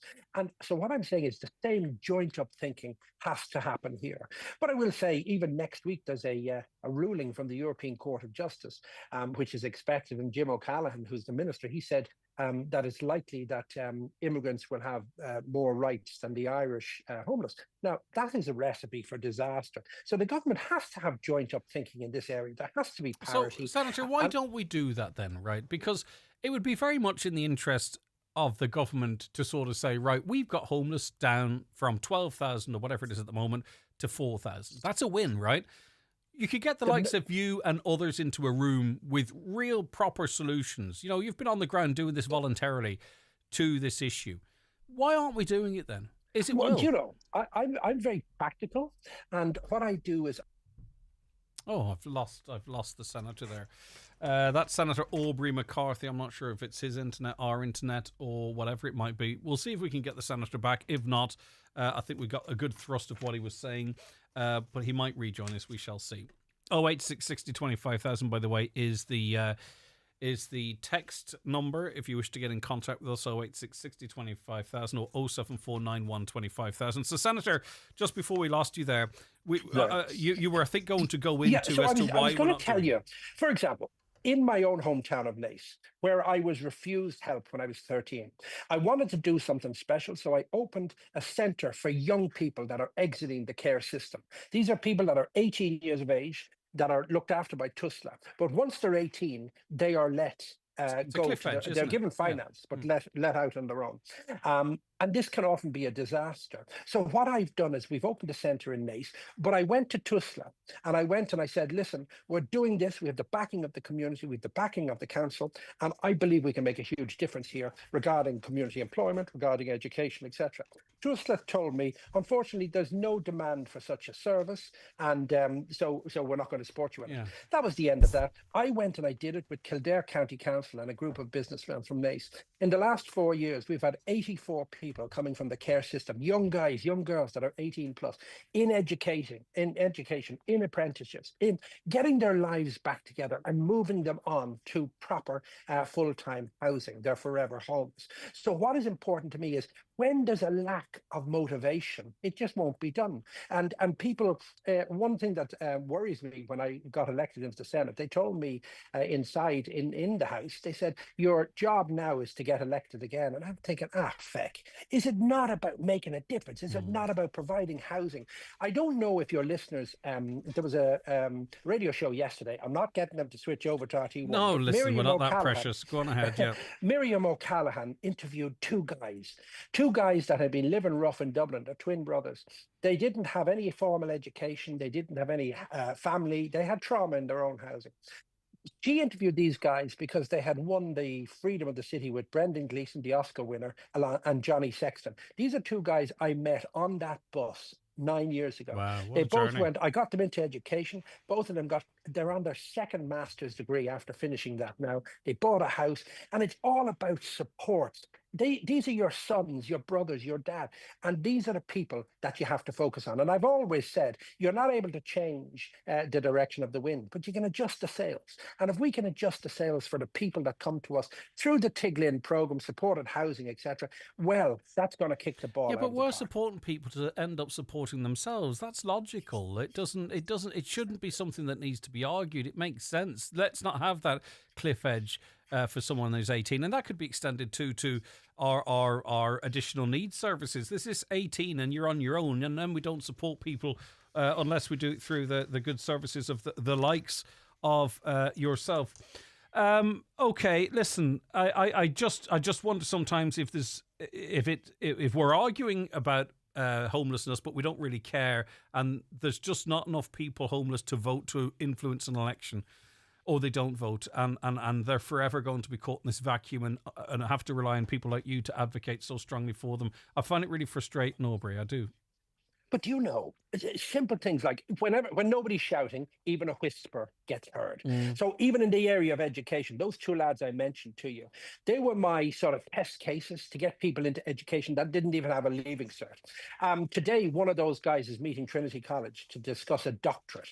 Now, in the last 3 years, I've had over 100 people in third level college from addiction and from homelessness doing up to master's degree with SETU, Southeast Technological University. So I'm saying, even if somebody like myself can make a difference, I know with the proper NGOs, the proper state agencies, the proper community people around the table, you can make a difference. Yeah, okay. Listen, thanks for that, Senator. I do appreciate your time, and I appreciate what you're doing for people as well.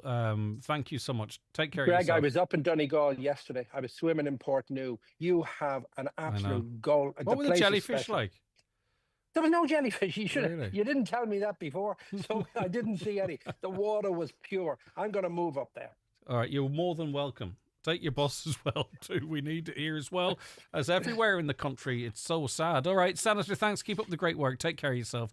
That's Senator Aubrey McCarthy, who I've never spoken to before, but I'll tell you, that's a man with passion, isn't he? I don't even know if he's what political persuasion he is, if he's any at all. I don't know, but blooming hell, he can talk and says the right things as well, and I mean that in the most positive way I possibly could. Right, 086 60 25,000. If you want to get involved listening to the podcast of the overnight, we'll pick up your comments and we'll carry them through to the next live show. Final reminder for you from me tonight from 8 p.m. All roads, and you're going to hear that a lot, all roads lead to the Clanry Hotel, because we are starting in earnest, sort of from a panel perspective. We've got other stuff on today. The big match countdown. We have got a fantastic panel gathered up. We've got fantastic live music. It's €20 to get in. You're supporting the Donegal Team Training Fund and also the Northwest Special Olympics. Book your tickets on our website. Just show your email. That's your ticket. Okay, your email is your ticket. You'll get an email back. Any issues with emails, call us 086 or call us 07491 25,000, or you can turn up on the night as well. So doors open at 7:15. There's loads of seats. It's going to be great crack. And Oisin and Brendan, the brilliant hosts anyway, aren't they? If you go into that, I'm not sure if I'll see you, but if you go into that, have a great time, and we'll be back